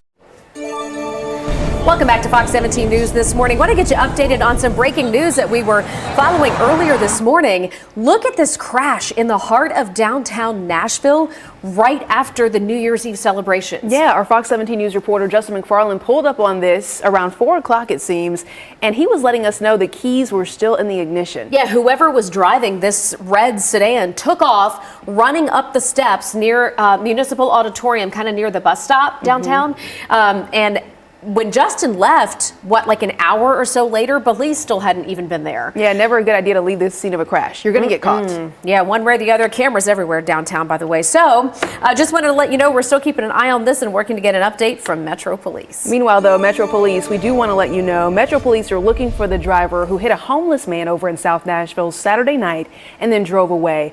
The man later died at the hospital. The medical examiner's office is now working to identify him. The hit and run happened over at Lafayette Street and Lincoln Street. Police say the van involved is a 2007 Silver Odyssey. Police finding the van after a tip from the community. The Food and Drug Administration right now is warning that more applesauce products tainted with lead could still be on store shelves, starting the new year with yet another warning about the story that we followed a lot at the end of 2023. The FDA says by December 13th, certain pouches were still available for purchase at several Dollar Tree stores in multiple states. The agency receiving, though, another report on December 19th that the products may still be on the shelves at Family Dollar stores. Now, keep in mind the pouches were recalled back in December due to possible cases of lead poisoning, and the CDC says, yes, they are still investigating this particular outbreak, letting us know that the pouches on your screen are the ones that are in question, and that they could be at department stores or impacting states, I should say, in 34 areas, including 3 in Tennessee and then 3 over in Kentucky. 7:41 is the time right now, and we are kicking off 2024 with a weekend outlook that doesn't look too bad here. We've got rain likely for Saturday and drier by Sunday. It's going to be the first weekend of the new year. Pretty near normal temperatures. You can see, though, the most likely rain day being Saturday with an 80% chance of some rain. So we'll be keeping an eye on that for you, and we're going to check in with our Code Red meteorologist, Brett Luna, in just a few minutes. And we're always keeping a very close eye on all things traffic related for your steer clear traffic updates. So how about this look? I-65 over at Rivergate Parkway. I mean, we're just not seeing anybody out there. If you're enjoying the holiday, thank you for waking up with us here at Fox 17 News. But here, I-65 at Rivergate Parkway, no issues to tell you about. Today's the big day for the Vols. It is bowl season, and the Cheez-It Citrus Bowl happens around midday today, right about noon. Number 25 Tennessee taking on number 20 Iowa in Orlando. The Vols starting quarterback Joe Milton, in case you missed it, the big news from last week, he is opting out of this game, so he won't play because he says he's getting ready for the draft. That means Tennessee's true freshman quarterback, a name you probably should get familiar with, Nico Imaliava, set to make his first career start. Again, kickoff set for noon. Now try to say that name 3 times. Coming up, the life of a detective to the stars. His tips for protecting yourself from stalkers and how they have helped people right here in the mid-state. That is going to be a report from our Dennis Ferrier in just a couple of minutes. Digging deeper into 7:45 is the time right now. They call him the private detective to the stars. Mike Kinney has worked hundreds of stalking cases in his career, and now he's written a book that he hopes will help people who cannot afford a private eye. This is more great local reporting from our Fox 17 News Dennis Ferrier. Mike Kinney always hated it when someone needed his help but couldn't afford him. He would give them a few free tips, but like most of us, he's not in a position to work for free. That's why he wrote this book, Think Like a Stalker and Stop Them, so any of us could work on our own stalking cases. The man at the downtown coffee shop looks like a businessman catching up on work during a coffee break. Looks are deceiving. This is Private Detective Mike Kenny in his mobile office working yet another in an endless stream of stalking cases. Social media has made it an epidemic. And what do you mean it's getting worse? Before social media, if you were stalking somebody and you wanted to see them, you had to go to great lengths to get that fix. Now you don't. Now you can just log on their Facebook and go, oh, they're at a water park today or whatever. And so that fix is easy for them, and that keeps them energized. Feels them connected. Kenny's client list is a who's who of country music stars. Of course, that is all confidential and not the reason he wrote the book, Think Like a Stalker and Stop Them. It's for the people who can't afford him, who have called him in terror.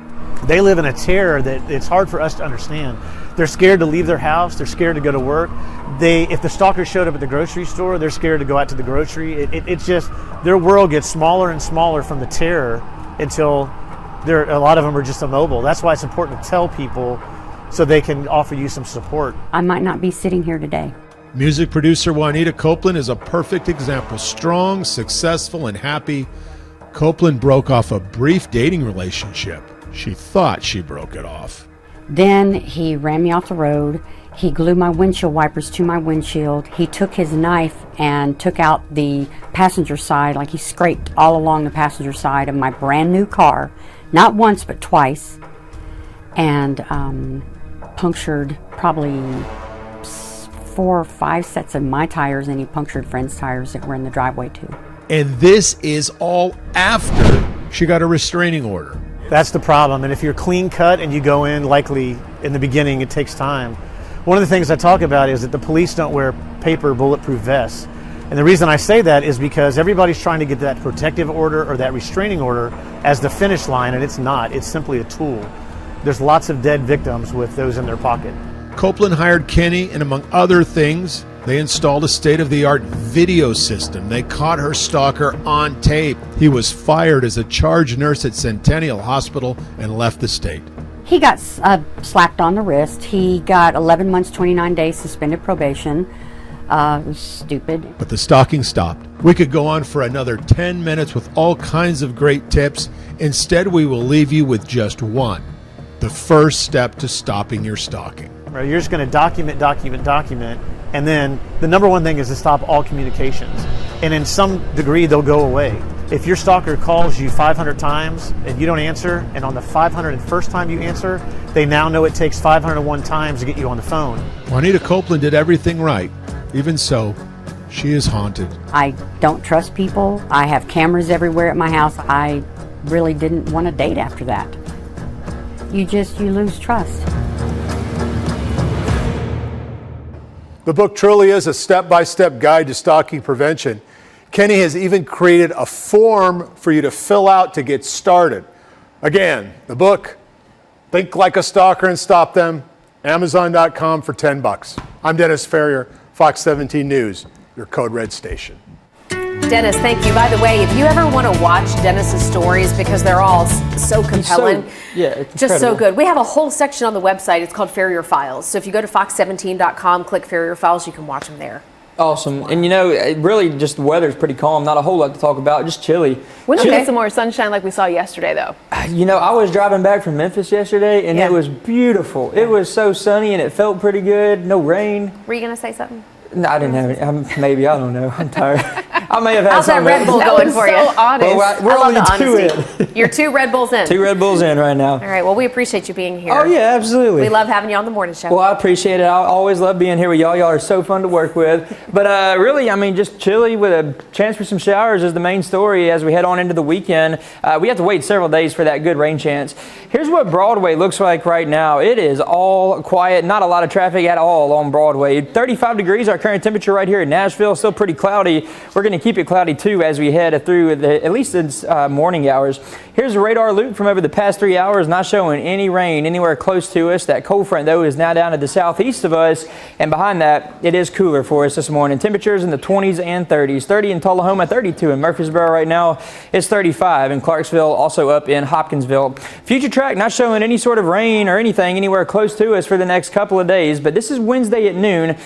Most of that stays south of here, but we could see a few of those showers try to move up into our very far southern counties. But then as we head on into late Friday into Saturday, that's going to be our next good chance of rain for all of us here in Middle Tennessee and southern Kentucky. Right now, thinking between about 3/4 of an inch to a little over 1.25 inches with that system moving through on Friday into Saturday. Temperatures for the next several days, mid to upper 40s Tuesday, Wednesday, lower 40s again Thursday. And then we're going to have some of these overnight low temperatures in the mid to upper 20s for the next several nights.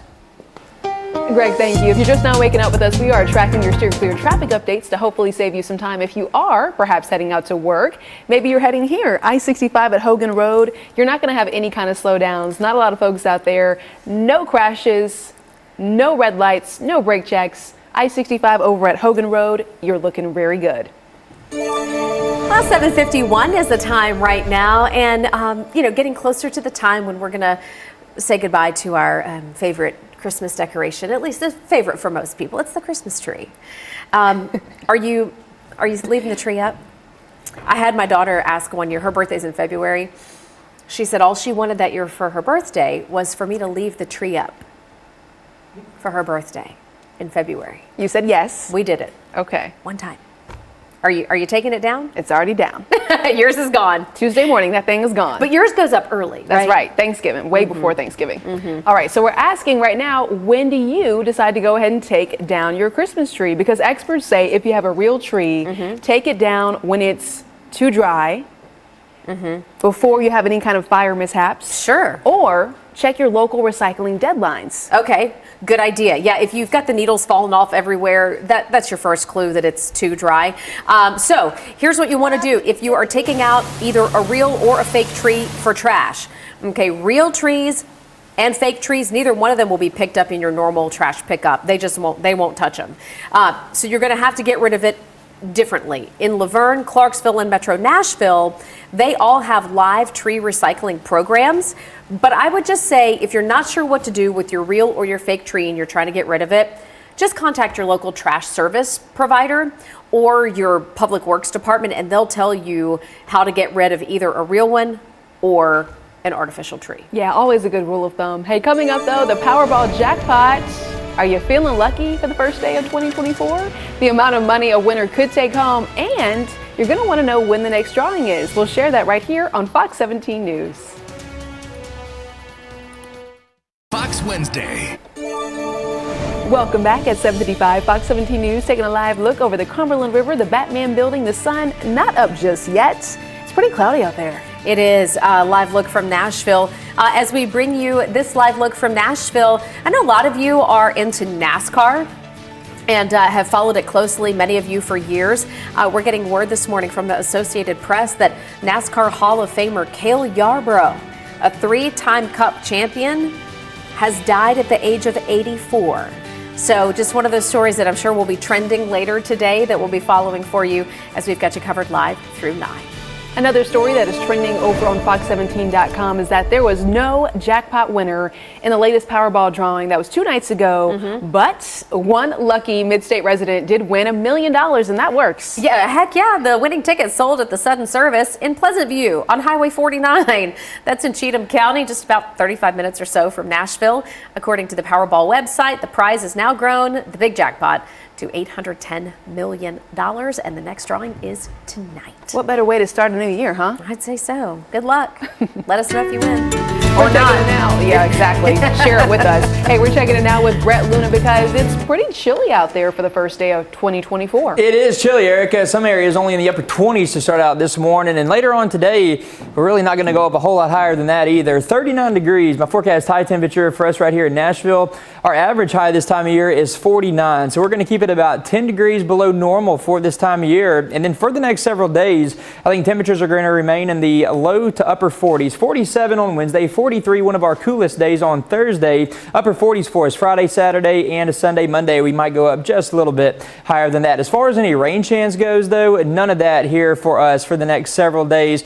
On Wednesday, I've gone ahead and left it blank, but there's about a 20% chance for some showers, but just for the very far southern counties right there along the Tennessee and Alabama state line. Just very light rainfall amounts. The next good chance is not going to come until late Friday on into Saturday. A good chance for showers to move across Middle Tennessee and southern Kentucky on Saturday.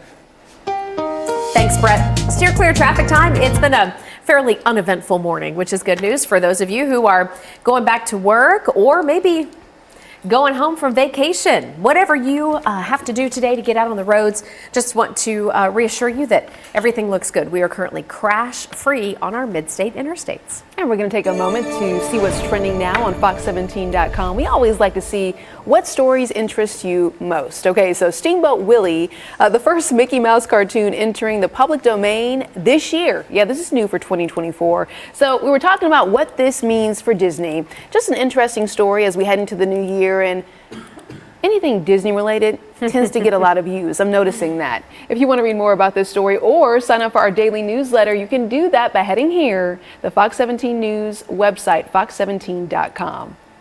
Promotional consideration for this program provided by Ponce Law.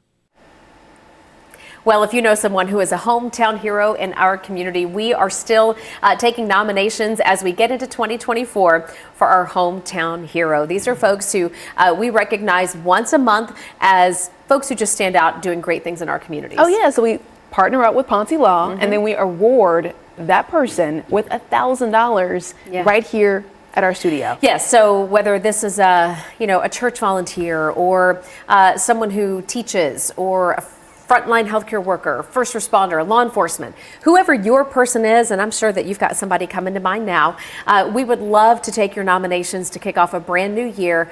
PonceLaw.com/hometown hero is the place to go so you can nominate your person. And again, we feature one new hero every month. Promotional consideration for this program provided by Ponce Law. You're watching Fox 17 News This Morning, your Code Red station.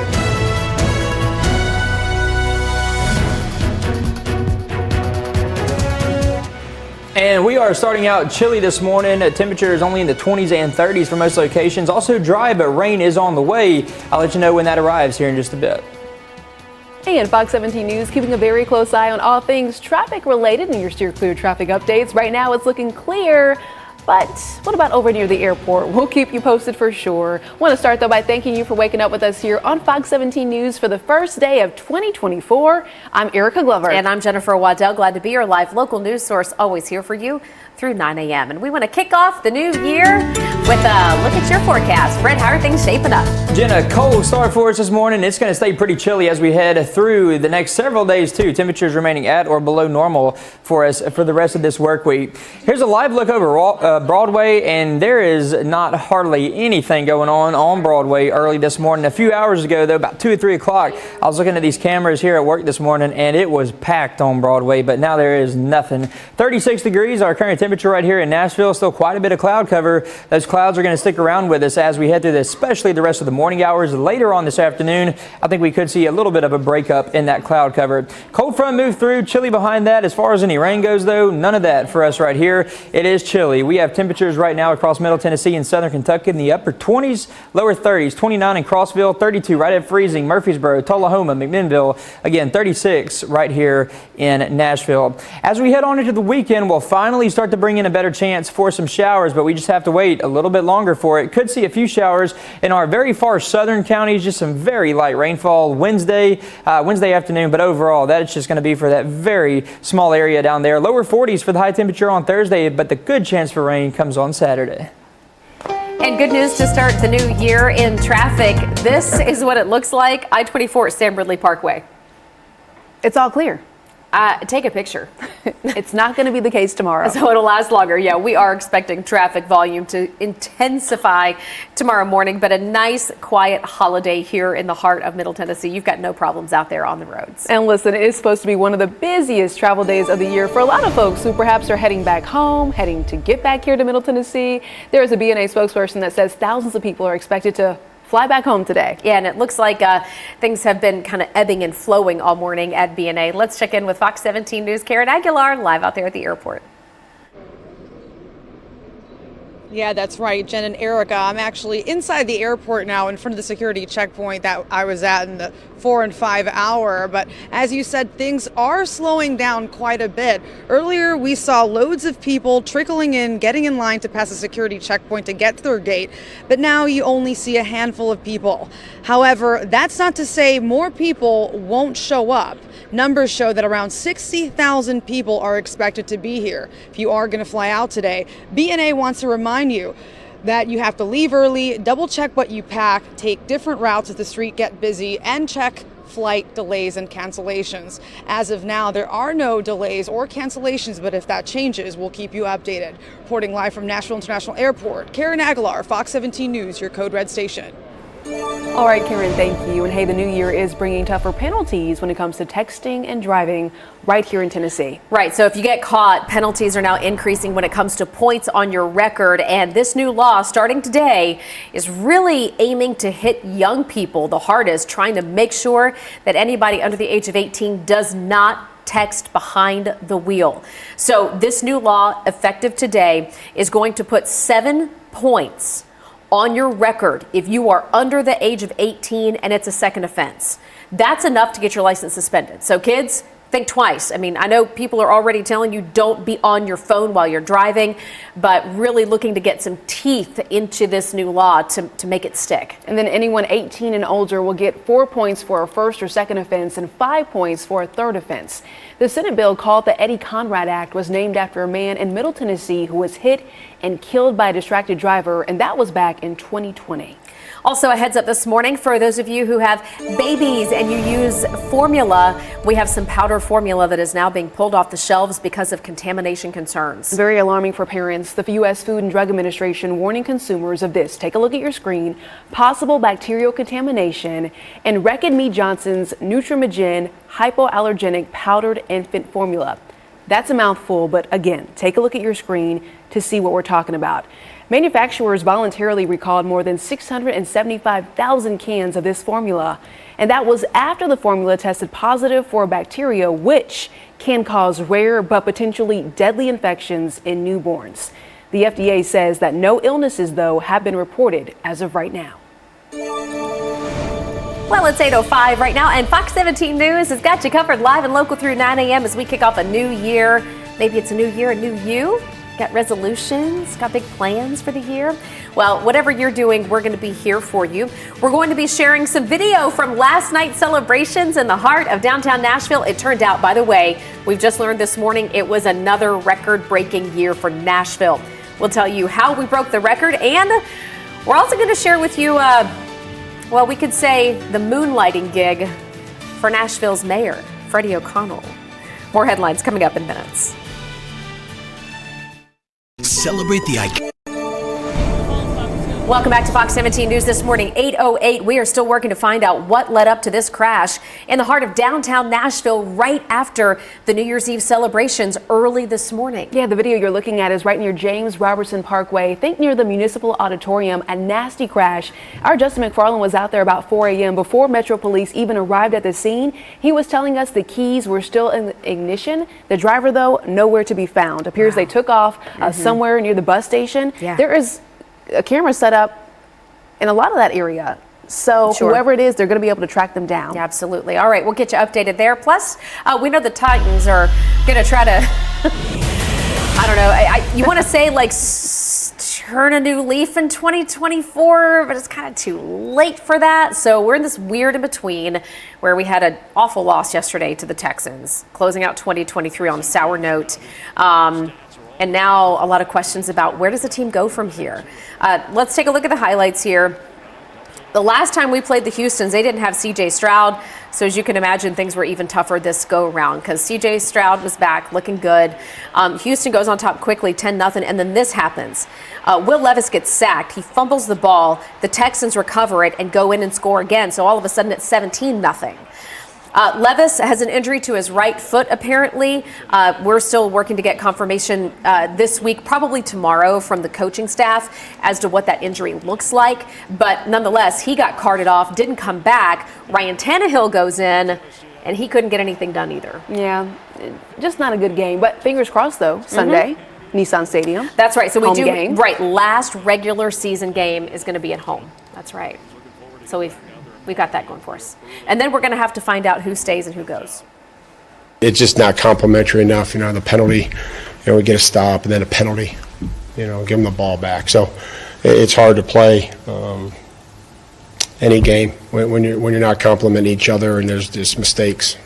Well, we're going to stay talking about football because if you were here on Saturday, you probably noticed there were a lot of Tigers and Terrapins fans around the area. Yeah. That's because Auburn and Maryland faced off in the 2023 TransPerfect Music City Bowl. They were everywhere. They sure were. Auburn came into the game as the favorite. Part of the reason why is because Maryland's starting quarterback, Talia Tungavailoa, opted out of the bowl game. That allowed the backup quarterbacks, Billy Edwards Jr. and Cameron Edge, the chance to kind of show what they could do. And boy, did they take advantage. The backups combined for more than 200 yards and 3 touchdowns, and the Terps torment the Tigers.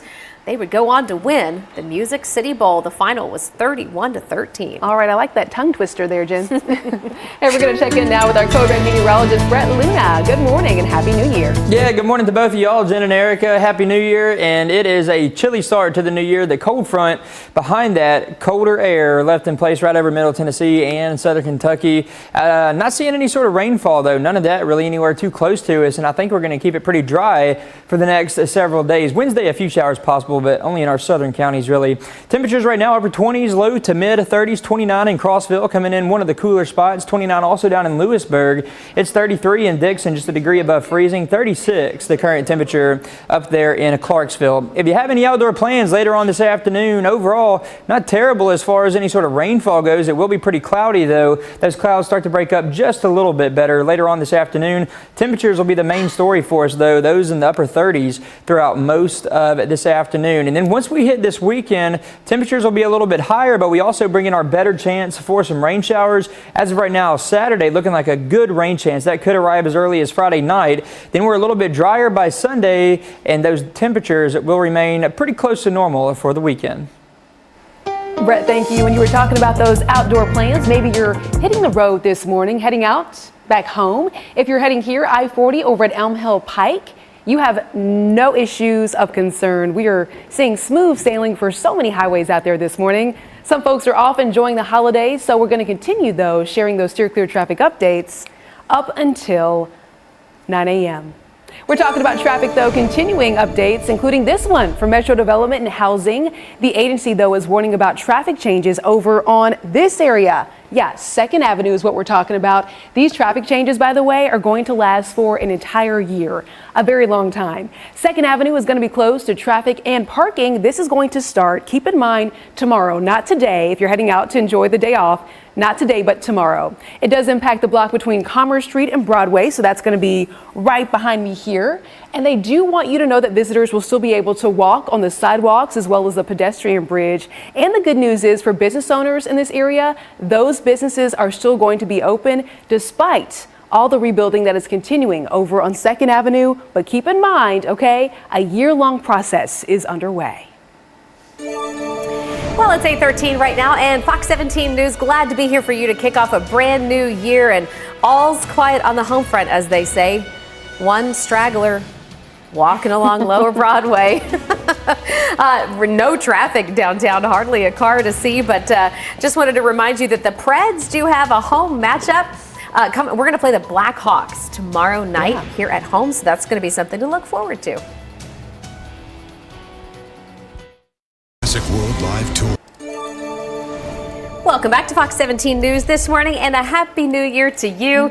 As promised, video from last night's New Year's Eve celebrations in Nashville. Look at the crowd. Oh my word, in Bicentennial Mall State Park. And did you see who was on the stage there? None other. We're going to pan back around and show you. That is Freddie O'Connell, the mayor of Nashville, who told us he was going to have the opportunity to DJ last night. Yeah, this is pretty cool. And he did. It was part of the 50th anniversary of the hip hop celebrations that were going on down there in midst of everything else that was happening. And yeah, you see him taking center stage to a very large crowd. What was the number again? It was more than 200 and... It was the final tally, 215,000. Wow. We had 210,000 last year. So upping the ante. Wow. We've got more pictures and videos. If you want to check them out, posted right now over at fox17.com. But we're not just talking about a new year, we're also talking about hockey. Preds wrapping up their final back-to-back set of the year on Saturday. The Preds suffering their first overtime loss to the Red Wings on Friday, but then, yeah, they turned things around. They were able to get it done against the Capitals Saturday night, and they're going to play again on Tuesday. But first, let's take the highlights. Let's do it. Preds able to get on the board first thanks to a goal from Luke Evangelista in the first, and then a power play from Roman Josi helps put the Preds up 2-0. So this is good against the Caps. Big goal for Josi here that marked his 166th career goal. He's now tied with Shea Weber for the most goals by a defenseman in franchise history. All right, but the Capitals, however, would fight their way back, force overtime, and then go into a shootout. That's when the Preds, Guns Nyquist and Ryan O'Reilly came through with the game-winning goals. Preds win 3-2 in the shootout, and a lot of credit goes to the Preds goalie, who got his first NHL win. The rookie making 26 saves in regulation and stopping both attempts in the shootout. Listen here. It's awesome. Best feeling after you win, It's crazy. But it's a nice feeling. He played great. It was awesome. He was so good, and it's that first win. It's big, especially for a goalie. I think it's a huge milestone. So we're very happy for him. Well, the Preds closing out their 2023 season with a win. They will return to the ice, though. I said this tomorrow. That's when they're hosting the Chicago Blackhawks. All right, how's the weather going to hold up? If you've got New Year's Day plans, maybe you're going to go for a hike with the family and enjoy the day off, or get out to the Preds game tomorrow night. How's it looking? That'd be kind of fun. It's a little bit of a chill in the air right now, a little cool today. I think a hike would be great in this weather. Okay. You're giving me an idea for after the show. I kind of want to take me a nap, but that sounds pretty good. You could do both, I could do both. You know what? I might just do it. Well, it is going to be a little bit chilly, too, as we head to the next several days. Today's going to be the coldest day that we see, though. We're going to have another cool day coming up. I'll show you that here in the 7-day forecast in just a second. But Broadway looks entirely different from how it looked earlier this morning. Broadway was packed this morning. Now you can't even really find anybody, just a couple of people out there, and that is about it, just walking around. 36 our current temperature right here in Nashville. We still have the clouds. Those clouds are going to start to break up a little bit as we head through the rest of the day, but as far as any rain goes, not seeing any of that anywhere close to us. Current temperatures are in the low to mid 30s for most locations. Clarksville coming in a little bit cooler, 29 right now over there. As far as any rain goes, though, we're going to have to wait mainly for the weekend. This is Wednesday at noon. I'll stop it right here. Could see a few showers try to move in just to our very far southern counties, but not expecting much rainfall at all if some of that rain does work its way up from Alabama. The best rain chance, though, that'll come late Friday into Saturday. This is Saturday, 2 p.m. Off and on shower is going to be likely for us as we head through the rest of Saturday. So a good rain chance on Saturday, anywhere as of right now from about 3/4 of an inch to a little over 1.25 inches. So we need the rain. We are going to get a little bit of that, it looks like, coming up on this Saturday. 45 on Tuesday, 47 Wednesday. We drop back down on Thursday. Highs dip back down into the lower 40s. Overnight low temperatures for the next several nights in the mid to upper 20s. And then there's that rain chance for Saturday. A good chance for more showers. Well, the good news is when it comes to your steer clear traffic update, there's just not a lot going on. Even now, we keep checking in, and we'll give you another look, though. I-65 at Old Hickory, no issues, no slowdowns, just not a lot of folks out there right now. Maybe they're out thinking about that hike. Thanks for waking up with us here on Fox 17 News. We'll continue checking in on your traffic updates, though, throughout 9 o'clock. It's 8:20 in Operation Crime and Justice. A man is shot and killed on New Year's Eve in Clarksville. We'll take you to Montgomery County and tell you what police say happened. And maybe you're heading out to the stores. There are some closures that you're going to want to know about before heading out.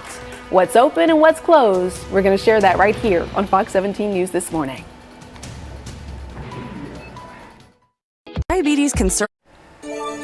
Welcome back to Fox 17 News this morning, 8:23 here on your Monday, January 1st. Operation Crime and Justice, and sadly, Clarksville police are investigating after a 23-year-old is shot and killed on New Year's Eve. Police say Darius Hurd was shot outside of a club called Prussia early yesterday morning. He was also taken to the hospital where he later died of his injuries. They are now asking anyone who might have some more information about this case to go ahead and call the Clarksville Police Department. We're sharing that number right now for you at the bottom of this screen. And right now, Fox 17 News working to keep you updated on things that are going to be closed as we ring in a new year. For example, if you were planning to go to the grocery store, several of them are closed today. Whether you just need to stock up, buy something for your New Year's meal, or start a new diet, whatever it might be. So here's what's closed today. Aldi is going to be closed. Costco closed. Sam's Club and Trader Joe's. That's a lot of closures. It is, but a lot of markets may not be able to accommodate what you're looking for either. So if you're looking for something specialty, right, just call ahead to make sure you can get what you need where you're going. There's also some pharmacy chains like Rite Aid, CVS, and Walgreens also operating on limited hours. And maybe your New Year's resolution is to snazz up your wardrobe. Okay, Macy's, Target, and Kohl's, they are going to all stay open to ring in the new year. But if you're like me and Brett Luna, you're thinking, forget the shopping, let's go on a hike. And the weather seems to be cooperating for that. Correct, Brett? I like it. I'm a terrible shopper. I get so tired shopping. I'd much rather go hiking than do some shopping. Weather is cooperative, though. 39 degrees for the high temperature later on today. So it's going to be a little bit chilly, but overall, just go out there and get you some fresh air. No rain that you're going to have to worry about later on today either. 45 on Tuesday, 47 Wednesday. Thursday, we drop back down a little bit lower, down to the lower 40s. And then for the weekend, as we head into the weekend, we'll have our temperatures going back to the upper 40s, 48 for us on a Friday and Saturday. So as far as any rain goes, none of that for tomorrow. Then by Wednesday, I'm not going to put a rain chance on this map. There is, however, about a 20% chance, though, for some very light showers that could try to move up into our very far southern counties right there along the Tennessee and Alabama state line. Any rain there, though, is going to be very, very light. Not much at all expected. Thursday, Friday, we're dry again. Then by Saturday, so late Friday into Saturday, that'll be the next good rain chance that we have. Anywhere from about 3/4 of an inch to a little over 1.25 inches of rainfall is going to be possible from late Friday throughout the day and night on Saturday. Taking it out a week beyond that, January 8th to the 14th, I think we're looking at near normal temperatures. Also for that same time frame, slightly above average for the rainfall chance. Thanks, Brett. Steer clear traffic time right now. We're going to take you to I-40 at American Road. This is west of Nashville. This is where we would typically see truckers sleeping off on that far right shoulder. But we don't even have any truckers hanging out with us this morning. That's some good news. I know. I mean, Nashville has just been so quiet. It's been quiet over by the airport. We've had no major crashes. So really just all good news in steer clear traffic here to kick off a new year. Coming up, I'll tell you what to expect if you plan to fly out of BNA. Ready? You're watching Fox 17 News This Morning, your Code Red station. And it is a calm and quiet start right there on Broadway. Cloudy, too. You can see that on the bottom camera. It's going to stay pretty cloudy for us for especially the morning hours.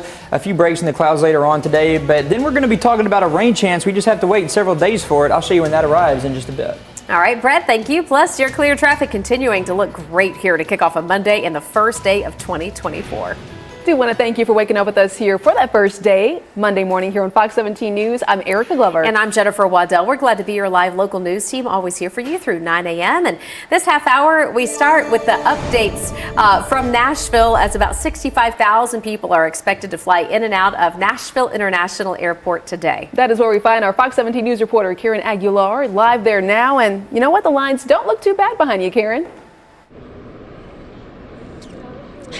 Yeah, Jen and Erica, they don't look too bad at all. It's actually pretty slow right now from what I experienced earlier. But as you mentioned, around 60,000 people, or about 65,000 people, are expected to be here today. That means you should give yourself ample time to check in, get through the security line behind me, and just take a breather. Earlier, that's something that travelers told me they couldn't do because it was packed. Sydney Bold is a passenger who just got here after spending a night out in Nashville, of course, on New Year's Eve, and was rushing to get her flight. She tells us what she experienced.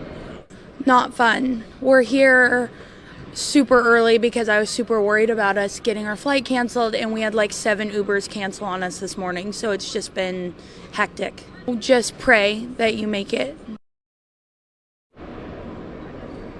Yeah, and a way that you can prepare to make sure that you do make it is to check on your flight status to see if there's any delays or cancellations. As of now, we haven't seen any delays or cancellations, but if that changes, we'll keep you updated. Reporting live from Nashville International Airport, Karen Aguilar, Fox 17 News, your Code Red station. All right, Karen, good stuff. Thanks for that update. And as we look ahead to 2024 in Nashville, yes, cleanup efforts are underway this morning after the big parties last night. But street vendors in downtown Nashville might be forced to set up shop elsewhere this year. Yeah, nearby business owners say that those selling hot dogs and that CBD oil on the street, well, they're the cause of some complaints. Fox 17 News reporter Justin McFarland is live downtown talking about where they're setting up shop now. Good morning, Justin. Well, where they're setting up shop now is an area where they are forced to kind of move to. Before they were on Lower Broadway, but the city forced them off of Lower Broadway to places like this. Representative John Lewis Way, Korean Vets Boulevard here, right outside the convention center and right outside the AC Hotel Marriott. That is where, according to some of the management here, there's up to 3 street vendors, hot dog vendors, things like that are set up here outside and at times and really causing a lot of problems. They say they are causing problems with sidewalk congestion. They're also causing issues for people who are just trying to enjoy a meal while looking out of the window. And it becomes, a problem with the customers complaining inside a restaurant, saying they're, shining the light inside while they're having dinner, or looking at, hot dog people or the people that buy hot dogs sitting on the side of the building, with their backs to the windows while people are having dinner. So it has become a problem because of that, like multiple vendors trying to get the best spot. So some nights there will be, up to 3 hot dogs right there in the side of our restaurant up to the front door. Now remember, the street vendors are only here because they can't be on Lower Broadway anymore. So they're trying to figure out exactly where they can go. City council members say they're working on trying to find a permanent spot for street vendors so they can set up and sell whatever goods or services they may have without obstructing sidewalks. We can tell you that the Metro Traffic and Parking Commission will be the one to rule on this. They're scheduled to take this issue up again coming up later this month. We're live for you downtown. I'm Justin McFarland, Fox 17 News, your Code Red station. Justin, thank you. And there are still plenty of folks who are here in Music City. Maybe they're going to be on Lower Broadway today. Is the weather going to cooperate? I think it's going to be pretty good as long as you can handle a little bit of the colder weather. Pack your hat. Pack your hat. We'll be plenty good for today. No bad weather, no storms, nothing like that we're going to have to worry about. Nice and chill to start the new year. Nice and chill. Okay. We're starting 2024 out probably about 10 degrees below normal for the high temperature later on today. And Broadway, talking about Lower Broadway just a second ago, Broadway right now, there is nothing going on Broadway. It is all calm for us. Current temperature right here in Nashville, 36 degrees. I don't think we're going to go a whole lot higher than this as we go through the rest of the day either. As far as any rainfall goes, none of that really anywhere too close to us. Current temperatures, that's in the 20s and 30s for most locations. 36 in Hopkinsville, also into Clarksville. We have cooler temperatures the farther east that you go. So later on today, temperatures should be in the upper 30s by this afternoon, and we're going to keep it in the upper 30s as we go throughout most of this afternoon. 7-day forecast still showing cooler than normal temperatures for the next several days. Typically, we're in the upper 40s, around 49 for today. 45 or 39 the high temperature, 49 the normal high temperature for this time of year for this day. 45 on Tuesday, 47 on Wednesday, a 20% chance for a few showers, mainly just some very light showers in our far southern counties, right near the Tennessee and Alabama state line. Lower 40s, the high temperature on Thursday, Friday, Saturday, Sunday, we go back to the upper 40s, and then we finally bring in that better chance for some showers. That'll start late Friday and carry on over off and on into Saturday, but a good rain chance for us on Saturday. Brett, thank you. Steer clear traffic time right now, continuing to just bring in the good news for you. I mean, we can all use it to start a new year, right? I mean, what's better than no traffic in Nashville? Honestly, whether you're going to the gym, maybe starting a New Year's resolution, or going for a hike, shopping, off to work, whatever that might be, you have zero problems out on the roads here to kick off your Monday morning. In Operation Crime and Justice here on Fox 17 News, there was a truck driver who called police after seeing what he thought was a body floating in a pond off of Highway 641 North. So we're showing you a photo in your top left-hand corner here. Yeah, so we had Parsons Police, Decatur County Sheriff's Office all showing up here. And in fact, they did find the body of a man floating in that pond. TBI got the call out to help as well. We understand this morning the medical examiner's office is on the case, and as soon as we get an update for you, we'll bring it to you. Well, coming up here on Fox 17 News, there are concerns after recalled applesauce is found at some stores nationwide. The alert that parents need to hear. And we're also getting updates for who is on the run after hitting a homeless man. How you can help police with this case.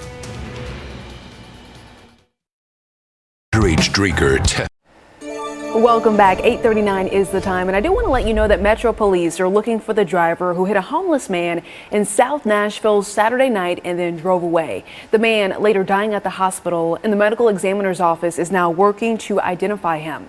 The hit and run happened at Lafayette Street and Lincoln Street. Police say the van involved is a 2007 silver Honda Odyssey. Police finding the van after a tip from the community. It's 8:40 now. The Food and Drug Administration this morning is warning about more problems with some of the tainted applesauce that we were telling you about toward the end of last year. There are still products that are on the shelves at some stores around the country, and that's got leaders really concerned. This is the applesauce that's tainted with lead.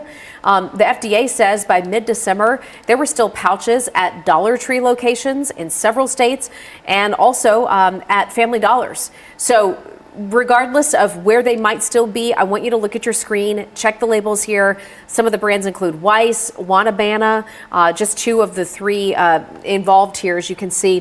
Schmucks is the other one. So if you have these, throw them away. You could return them for a refund, but all in all, just don't eat them.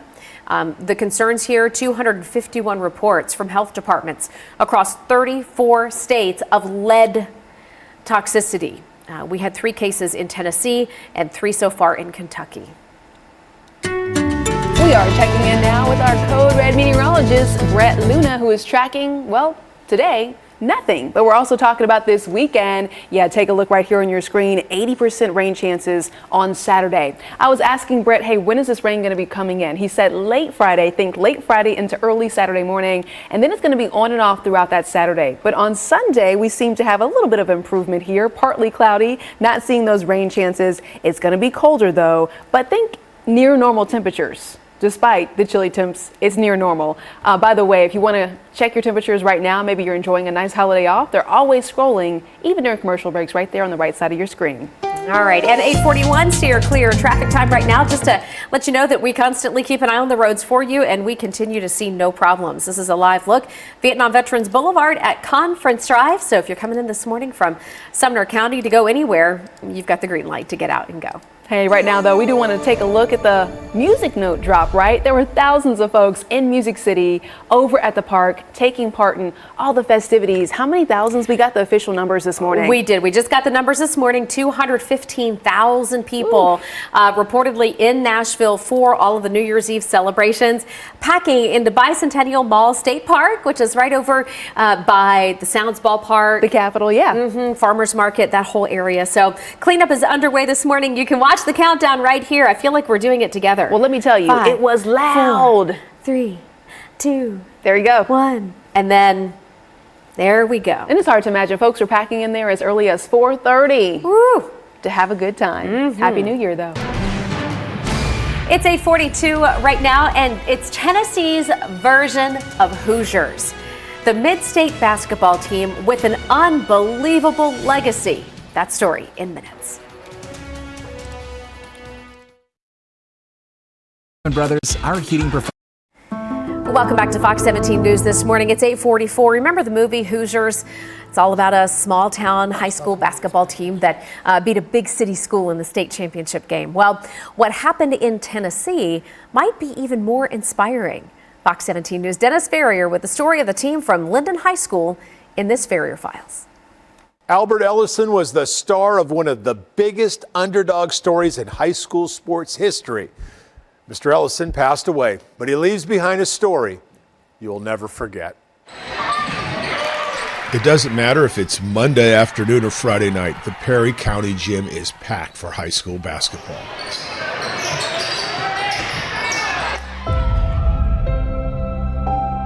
It all started at Old Linden High School, fed by 9 tiny elementary schools that all had basketball teams. You went to school, you did work, you went to practice, you came home, you did it again.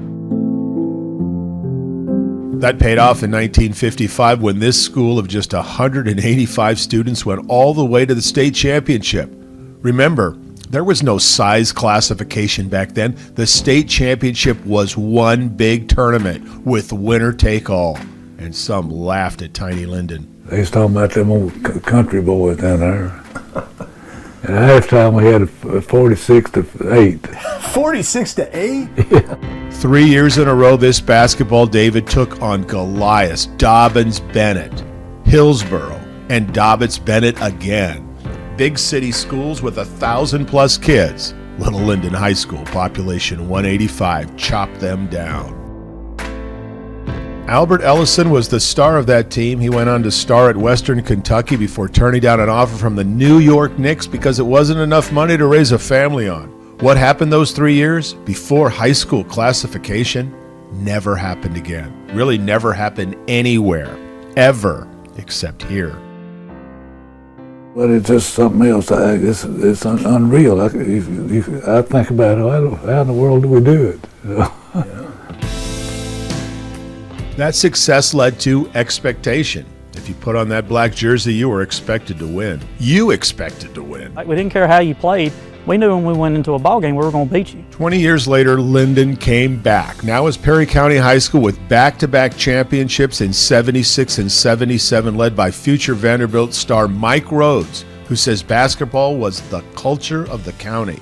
You know, you'd stop by, one of the gas stations over here, and all they want to talk about is basketball. Who y'all got Friday night? You know, you think you can beat them, and it just little things like that just pumped you up. You know, because you knew that it was bigger than yourself. I mean, you were playing for the community.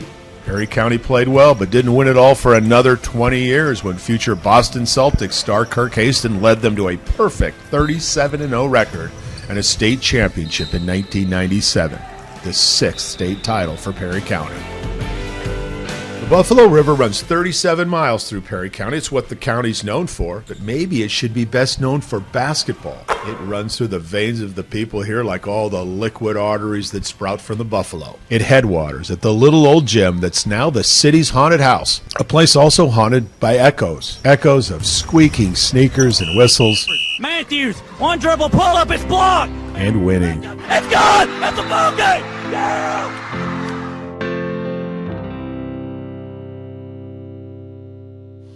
But it all started with Mr. Ellison and that three-peat in the 50s. Mr. Ellison ended up raising that family as a basketball coach and high school teacher for 50 years. One of his favorite stories is the time at Western Kentucky, where he was assigned to guard the Jerry West, the NBA legend, the logo. Mr. Ellison said, the coach said, let him have all the outside shots all day, just don't let him drive. What happened? As Mr. Ellison laughed, oh, he hit that outside shot all day. I'm Dennis Ferrier, Fox 17 News, your Code Red station. And a chilly start for us in 2024 here in Nashville. We are in the 30s for a lot of Middle Tennessee. Here's your live look over Broadway. Been showing this camera all morning, and there is not a lot happening at all on Broadway. Early this morning, though, it was totally packed. Broadway was, so things change very quickly. 36 degrees right here in Nashville. Still quite a bit of cloud cover. We're going to be keeping those clouds with us, especially for the rest of the morning, but no rain for us through the rest of today. Current temperatures, they're in the low to mid 30s. Most locations, Cookeville or Crossville, still coming in as one of the coolest spots right now in the upper 20s. So as we go through the rest of the day, we'll have temperatures in the upper 30s later on this afternoon. This is noon, 38 right here. Still mostly cloudy. By 5 o'clock, we'll be in the upper 30s as well. Partly cloudy skies for us by then. 7-day forecast overall, not too bad of one. 39 the afternoon high temperature for today. It will be chilly. 45 on Tuesday, 47 our high temperature on Wednesday. Only a 20% chance for some light showers. The best chance for that just our very far southern counties. And even then, just very light rain at best. Most of us stay dry Wednesday. Thursday, Friday, 43 and 48 for the highs. And then Saturday, late Friday into Saturday, we'll finally start to bring in a better chance for some rainfall. As of right now, we're talking about 3/4 of an inch to a little over an inch and a quarter for a total rainfall from Friday through Saturday. Okay, Brett, thank you so much. And when it comes to your Steer Clear traffic updates, we're just not seeing a whole lot of issues this morning. That's really good news. Here's a live look at I-40 over at Charlotte Avenue, where you can see a lot of folks not out and about. Maybe they're off enjoying their holiday. If you're heading out to this area, though, we are giving you the green light. No slowdowns, no crashes. All is well. Well, still to come, a crash creates a mess on James Robertson Parkway in the heart of downtown right after New Year's Eve celebrations. What we've learned about the driver and the latest on the investigation. And if you have any outdoor plans for today, just a little bit chilly, but again, no rain expected for today. Those clouds will start to break up a little bit, but overall, it will stay pretty cloudy throughout the day. Good to be home.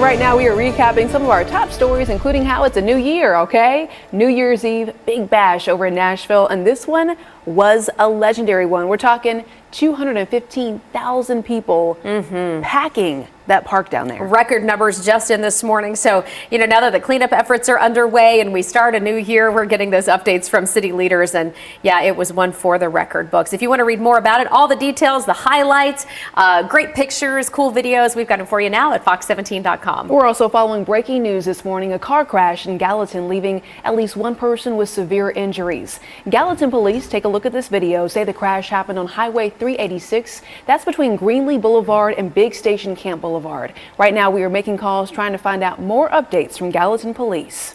More news overnight as a car crashes into a pole on James Robertson Parkway in the heart of downtown Nashville early this morning, destroying that pole, leaving a mess in downtown. And the driver of that red sedan took off running with the keys still in the car.